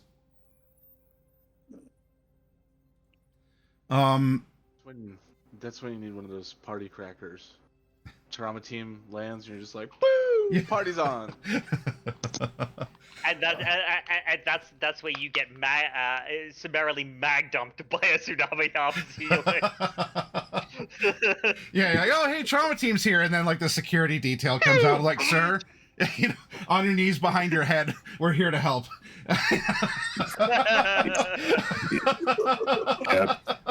Yeah. Turns out that Trauma Team AVs have the same programming bug as mentioned in the song 99 Red Balloons, but it's entirely on purpose. So, of course, you two would get back to your apartment. Lo and behold, in each of your email accounts, hey, thank you for showing interest. Due to your responses, we believe that you would be a fine candidate. Please report to the Hook on Saturday. So, yay. You got your brain melted. You discovered a tragic family affair in some sort of hab stack, and but at least you got invited to go test a video game at an arcade. Small blessings. All right. For all of you watching, this is a hellish dystopia because this is every day. Yikes. All right. So it is Saturday. We got to get you to the Hook, and we will. In the instructions, you weren't told that you need to necessarily bring anything, or wear anything, or just make sure that you can provide evidence that it was you, you're the one who filled it out, however that would manifest. So come as you are, and you will end up that late morning, or around noon, end up at different times at the Hook. Of course, out back, you would have gotten your car back and done the shopping. Hey, thanks for doing that. Oh, you know what? I'm sorry. I wanted pinto beans, not red beans, but you know what? You already would. Next time, we'll worry about it. Not that it was your fault. It was blah, blah, blah. Things are happening. So the minutia of the day continues, and each of you in your own ways, whether you're walking or, if you're taking public transport or a taxi or something. But you would filter in, and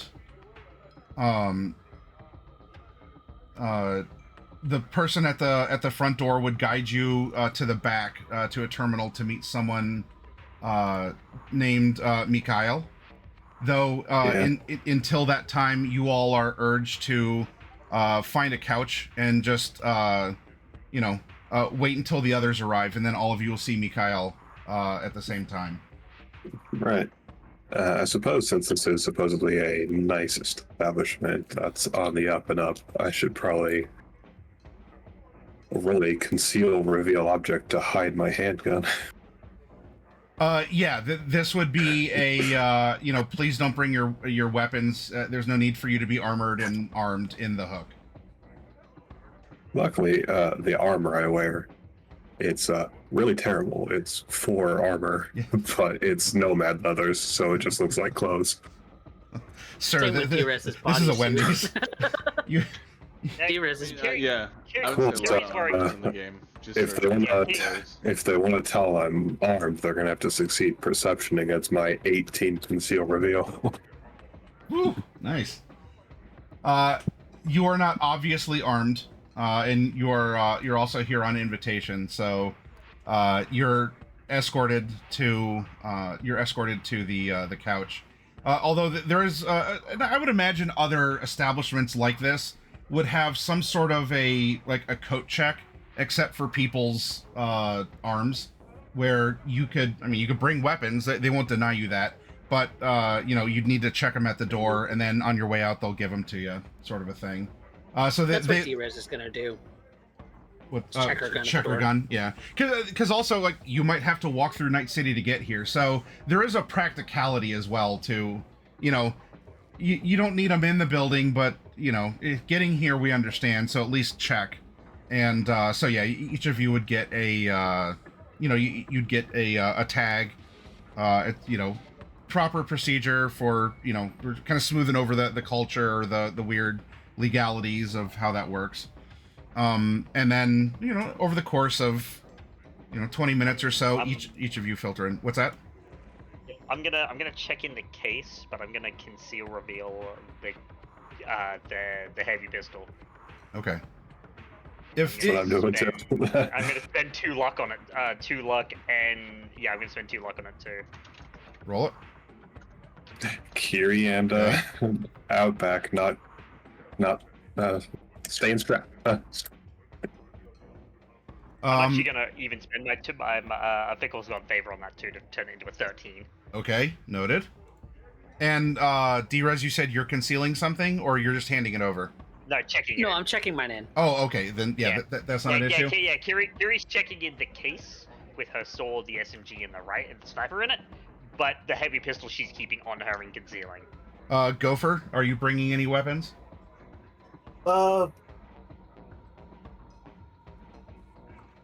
Like, he'll probably bring his, but he'll check it in. Okay, no problem. Yeah, if you're going to be forthcoming with it and you're not trying to conceal it, then that's fine. They won't consider a tool bag, if you wish to bring a tool bag as a weapon. Obviously, you could bonk someone with a wrench. But, you know, you're a mechanic, and your email would have been, you know, based on your skill set and everything why you're chosen. So something mundane like that for you. But if you're bringing like a pew-pew into an arcade where people are like, woo, going up and down in suits, enjoying cartoons or mountain climbing, then that's where the issue lies. And he'll probably have his tech bag with him as well. Okay, yep, you can carry that with you then. And JP, are you trying to conceal something, or are you handing it over? When JP comes in, he's in this very nice suit, he's all smiles, he's laughing and chatting up whoever's checking him in, and then when they ask about his weapons, he's like, oh, just this little old thing. And he opens up the vest jacket and pulls out that huge, almost relic of a 45 from the 4th Corporate War and puts it down on the desk. You can check that in, no problem. Is that a very heavy? It is very heavy, yeah. Yeah, so you wouldn't be able to conceal it anyways. Yeah. Yeah, you, like when it's in his suit jacket, you can kind of see the bulk. Yeah. It's not quite the Joker's pistol from the Keaton Batman movie, but you know, it's close.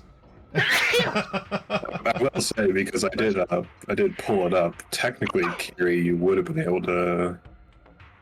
Oh no, it's a regular SMG that you can conceal. Yeah, no, she's got a heavy one.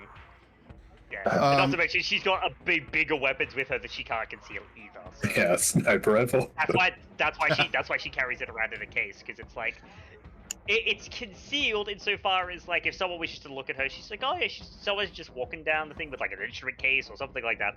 Not anything out of the ordinary. But like if someone was to like look in, it's very clearly, yeah, this is a case full of weapons, not. Yeah.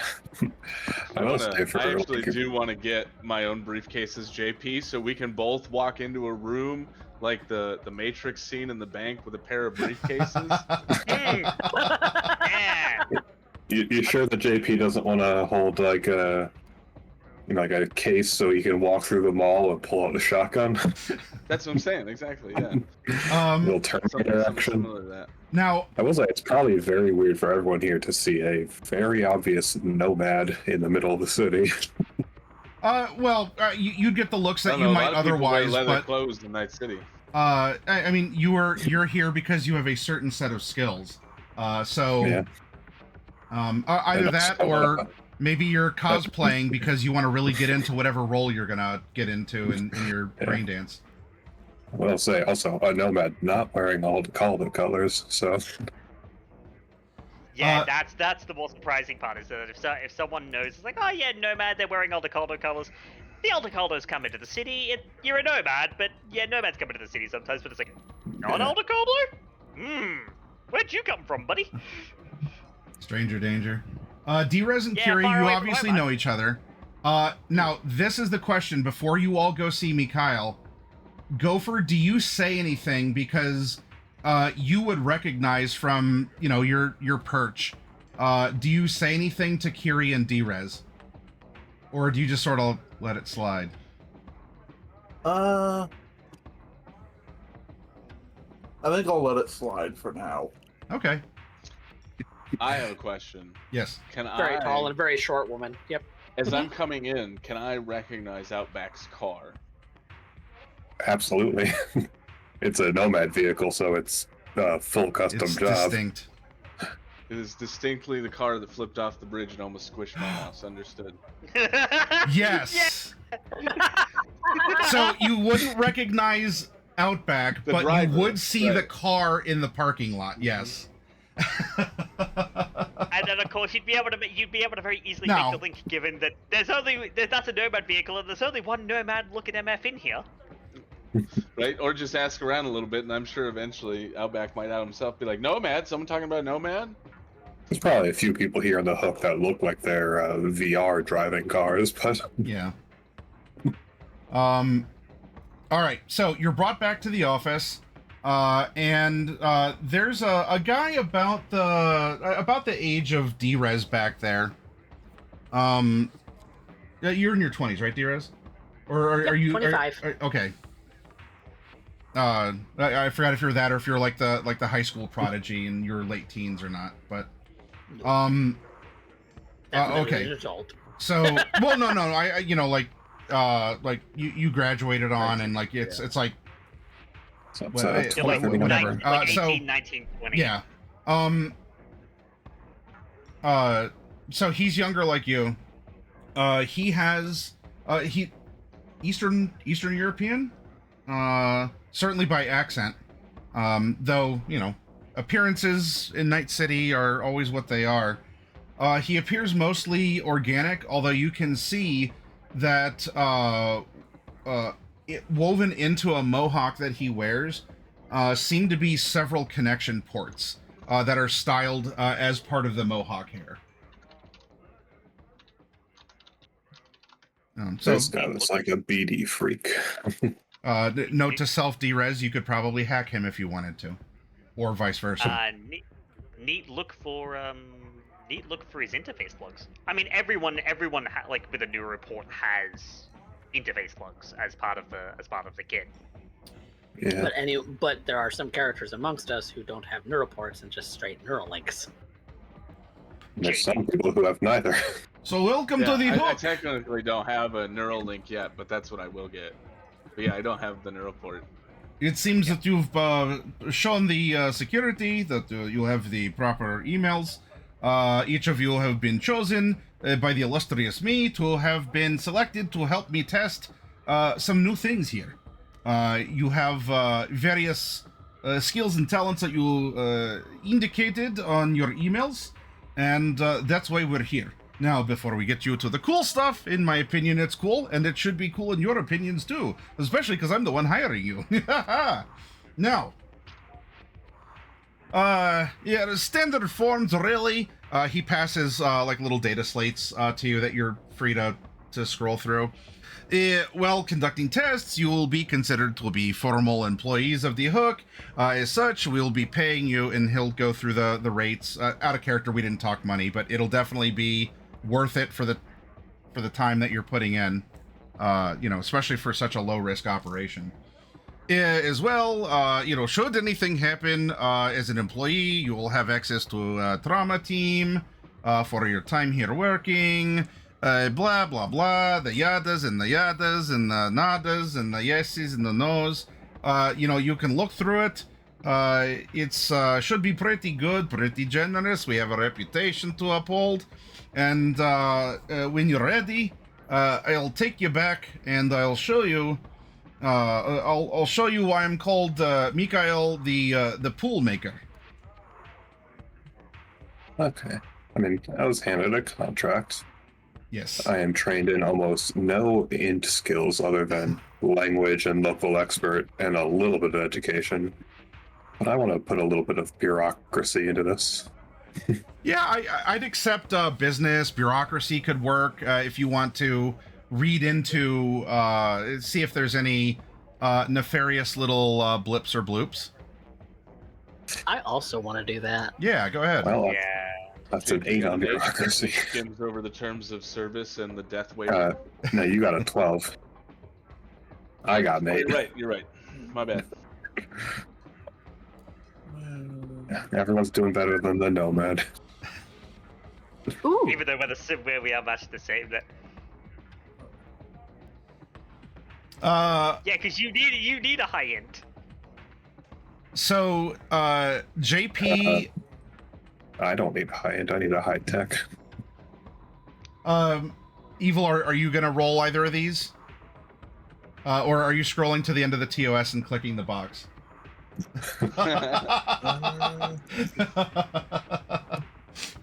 how much is this trauma team coverage going to cost me? Right, like we're gonna get paid 10,000, but the trauma team subscription is 9,999.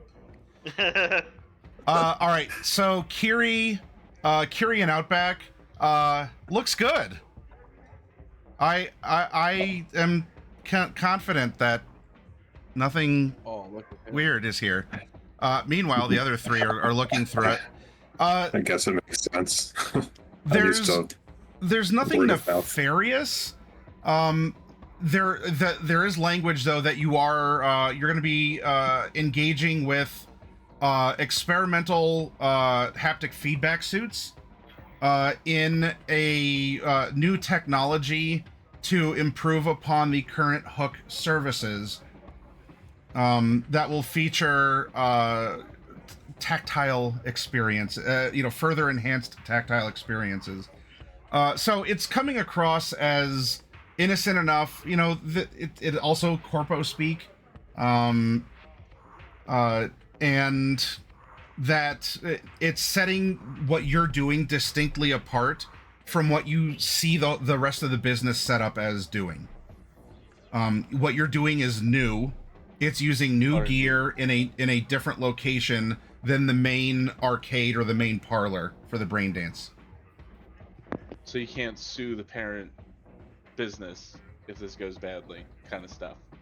Yeah, like this is an experimental, for research purposes, and this is, this is its own thing. Well, I mean, there's an attachment in so much that you are an employee of the Hook while you're performing these services.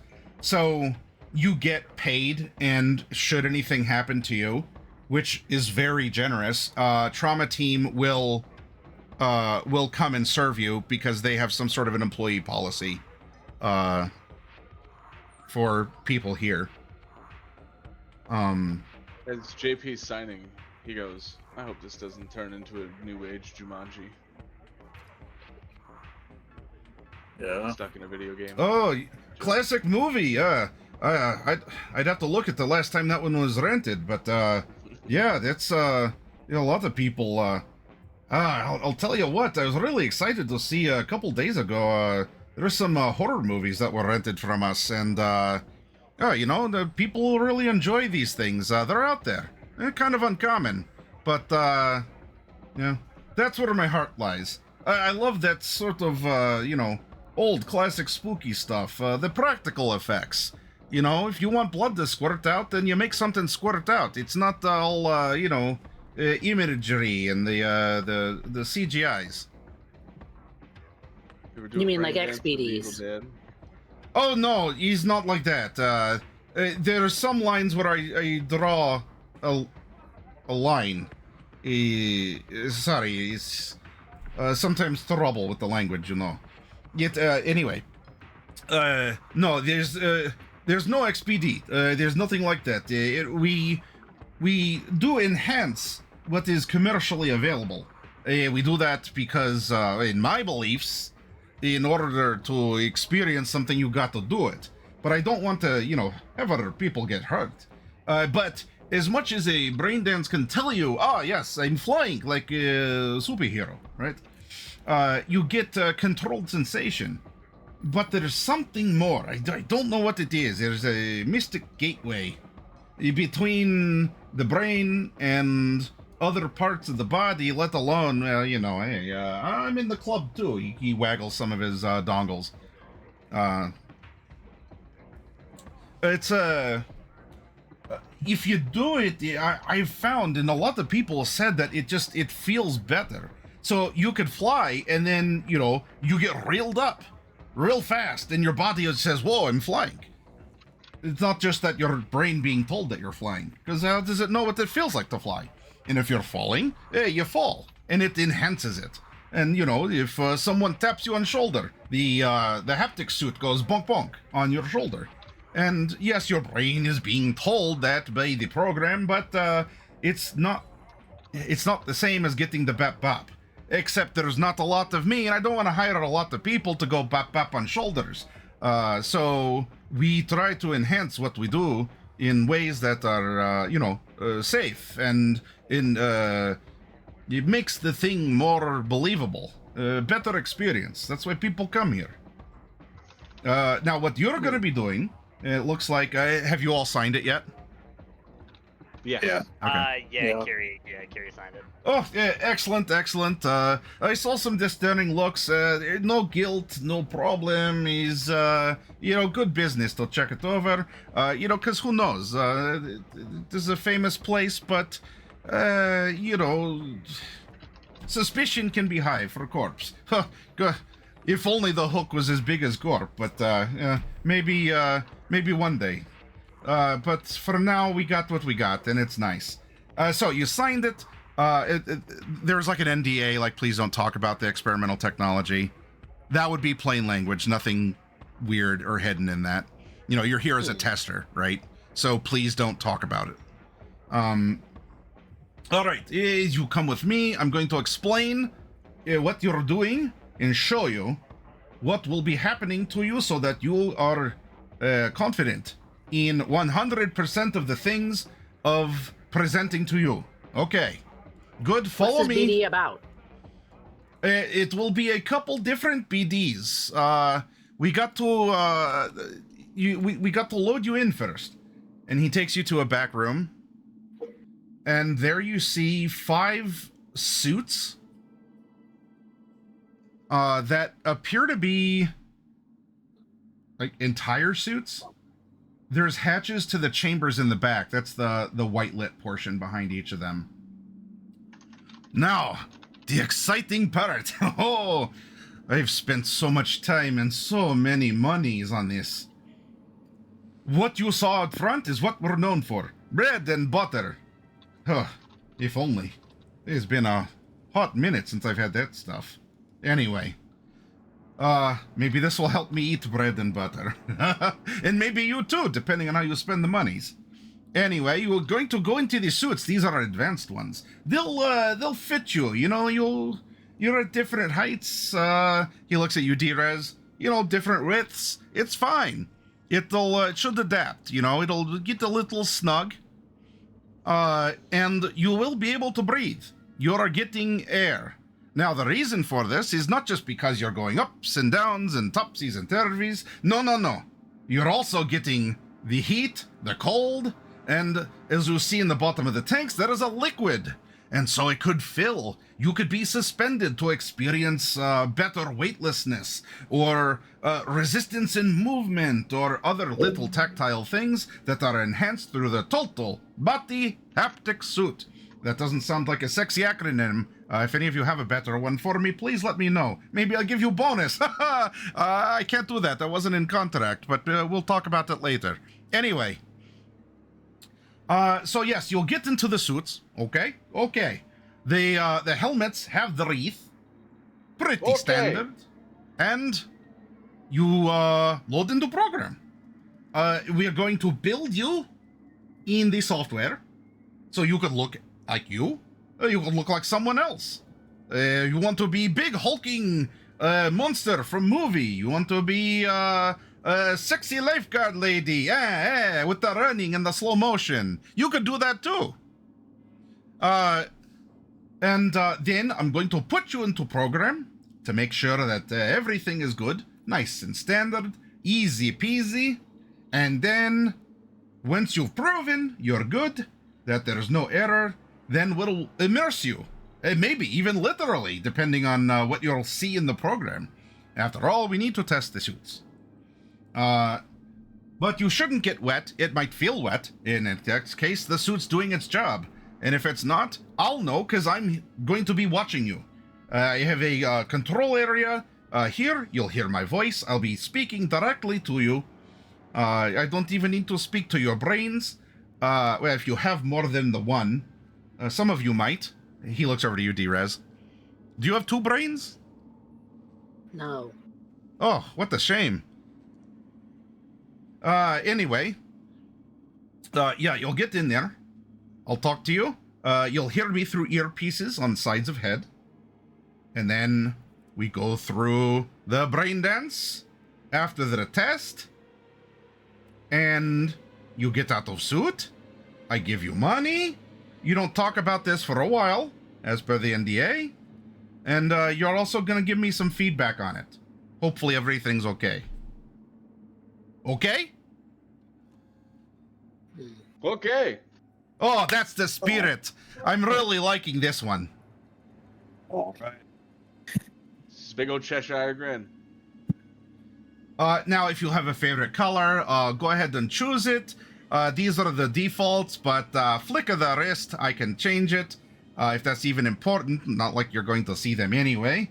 But if you're having trouble, I can help you snug into suits, and then we'll get things going.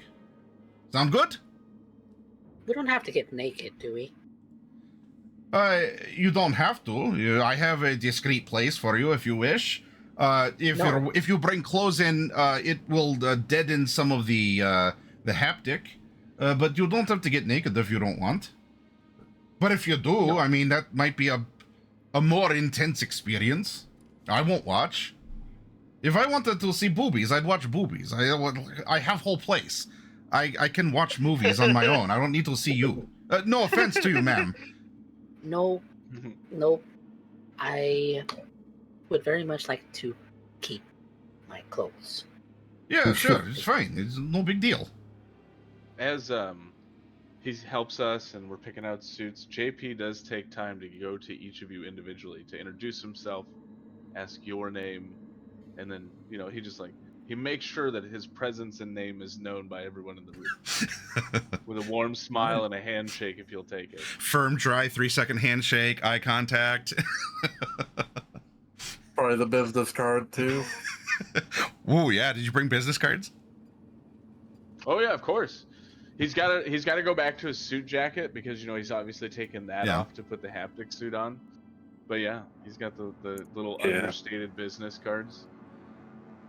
Do any of you want to get down to your skivvies or less for this to get the entire haptic feedback, or are you just going to go in with whatever you have? Yeah. So Outback does the greeting with JP, and then after that he takes the coat off. It's probably very obvious to see the holster built into the coat. Hangs it next to the pod, and he with the casualness of someone on a beach in California, surfer dude takes his shirt off and it's just scrawny nothing underneath. It's like you're expecting with this grace that he's doing out there's gonna be muscles. No, he's a scrawny kid in there. But that's all. He just goes topless. Okay. Kiri's eyes do tick to him for just a moment, and there's this quiet to herself before she is getting into the suit. She's not taking anything off. I'm playing real heavy into the 4-body 8 reflex 6 decks. Yeah. Nobody else is feeling claustrophobic. It's just me. JP just takes off his business jacket, but he's got the nice shirt. He keeps his tie on. Outback typically would have just gone full naked because nomad family were out in the wilds. You don't really have a sense of privacy, but he's doing it for the sake of these people. For Gopher, probably Go ahead. Gopher is probably jacket or whatever probably would come off, but shirt and pants stay on.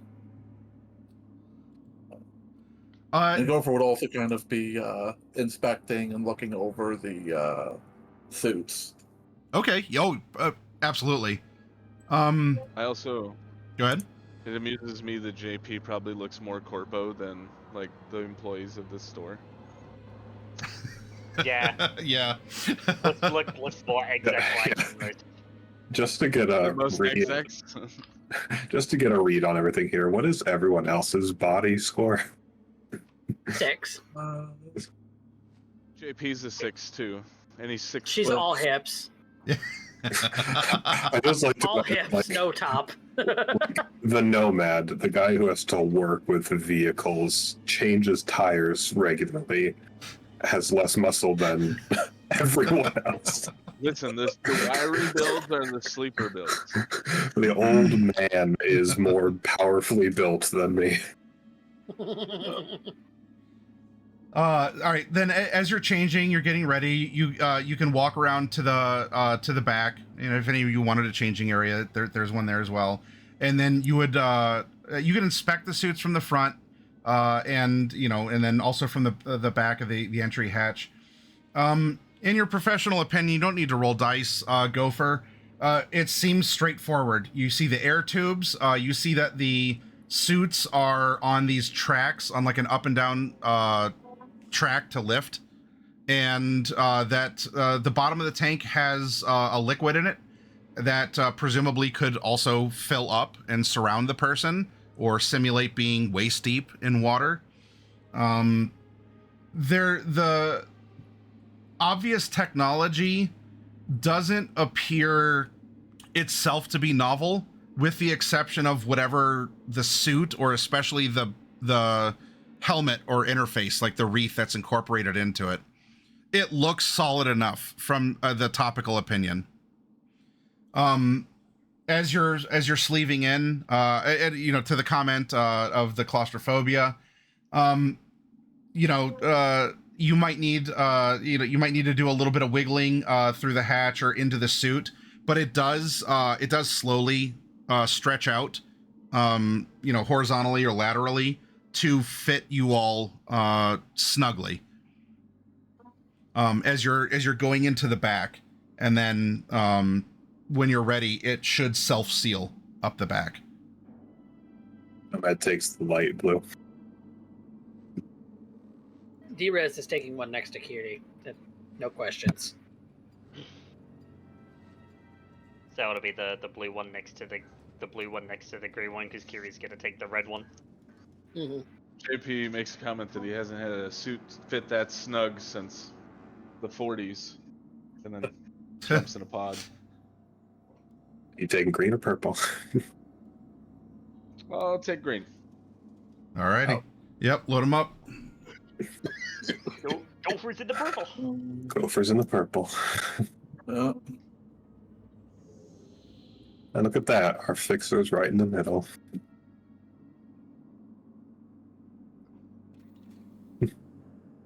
Like right where he likes to be, right in the middle of everyone's business.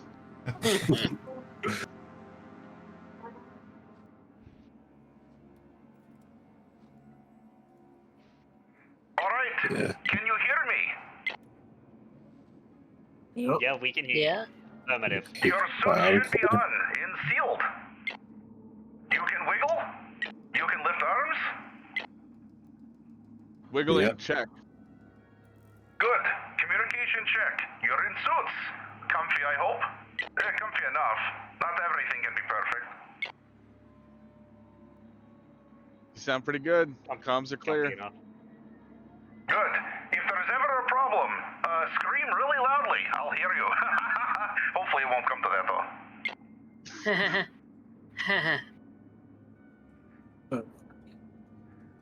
Alright.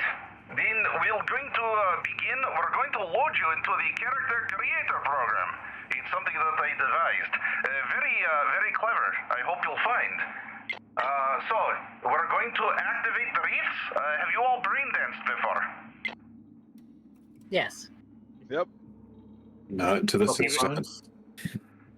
I was one of the ones who hired those horror movies, by the way. Oh, so you, Mr. Outback, you have not brain danced before? Not often, no. Okay. Don't worry, you're gonna have fun, kid. Yeah, I'm going to test something real quick. There's like a little suction sound by your mouth that goes on and off a couple times. Okay. Good, suction works. If you feel sick, you tell me, please. I'll make sure that you don't make mess in the suit. Oh. That's an image. Yeah, well, you know, you do this business and you see some things. This is why you wear faceless wreaths. Yeah, but you can't do that here. What if you fill up with water? That's fair. That is exceptionally fair.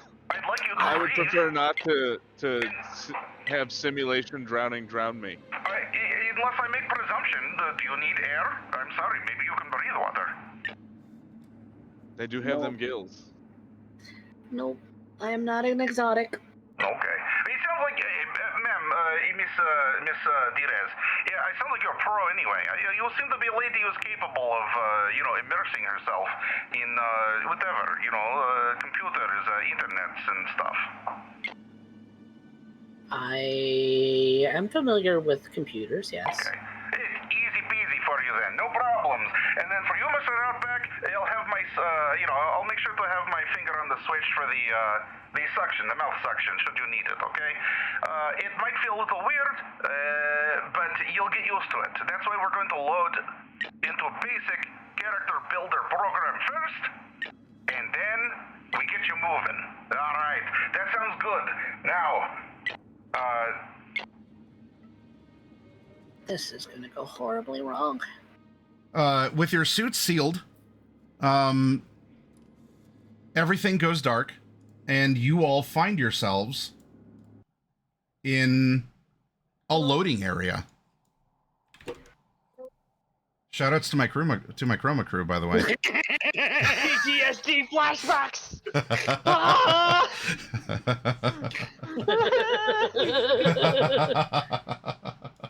Look, are we even listening to the same track? Yep. Confused laughter. I get it. Yeah. This would be where we made encounters with the divinity, and the divinity would then tend to what's the word I would use? Kind of fuck Create a us up. loading screen. Now, Please wait while reality loads. It's the same track, too. Does kind of have that afterlife vibe to it. And not the vibe of the afterlife bar. Right. as you all are here, you see each other. I mean, if you want to have that like initial IE moment, you see each other as wireframes of how the suit is detecting the height and shape of your body. There's no personal details on display, but you're getting a wireframe of yourselves. And it's here that I will go back to the radio voice, and we'll get you loaded, and then that will bring us into the conclusion of things here.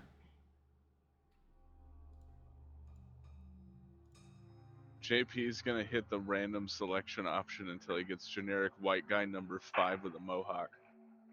all right, now, based on the survey that you made, as well as extrapolations of your personality and the biofeedback from the suits, I have effectively made for you a kind of a roleplay game character sheet. This will be important for the test that we have. So you're going to see things on display in front of you. The things that I believe you're capable of doing, quantifications of the answers that you gave. Pretty straightforward. And you all are going to see effectively the Cyberpunk character sheets in front of you all. So you're welcome to argue with Mikhail if you're like, really? A 6 body? Come on, bro. Now,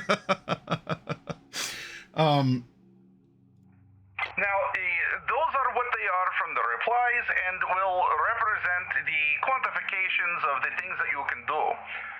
What you have the ability to control is how you wish to appear in this place. So, various sliders are showing up in your feed, and you can make yourself whatever. You can hit random. I don't really care. You could look like the Pope. You could look like naked and, just like right out of some post-apocalypse, your Survivor or Tarzan, or you could look like whatever, okay? Don't really care. Maybe you want to wear, a head of an animal. That's cool too. I don't know what you're into. But you make yourself look how you want. This is going to be somewhat team building, so make sure you're recognizable in some way. That way, for the first test, you will not exactly look like bad guys I will be sending at you to make sure that everything works before I really send you into where you're going. So, Drez just makes herself. yep, you can just makes himself. you can import yourself 100%, or you could look like a fighting game Generic character. White guy, number 5. Yep, So random. generic white guy number 5. Okay. All right. Kiri, With the mohawk Kiri. though, so that's how you recognize him. It's the same mohawk, the silver. I love it. Kiri? Kiri is going to look a lot like herself, but it's going to be a little bit different. The clothing that she takes is going to be what she's wearing, but her overall look, especially since she's going to look a little bit bulkier, is based on when she had wear her when she was working for Arasaka and she had her wear in.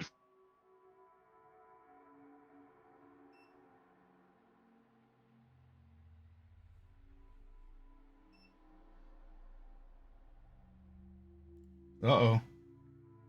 Well, as of the recording, this is apparently a power outage.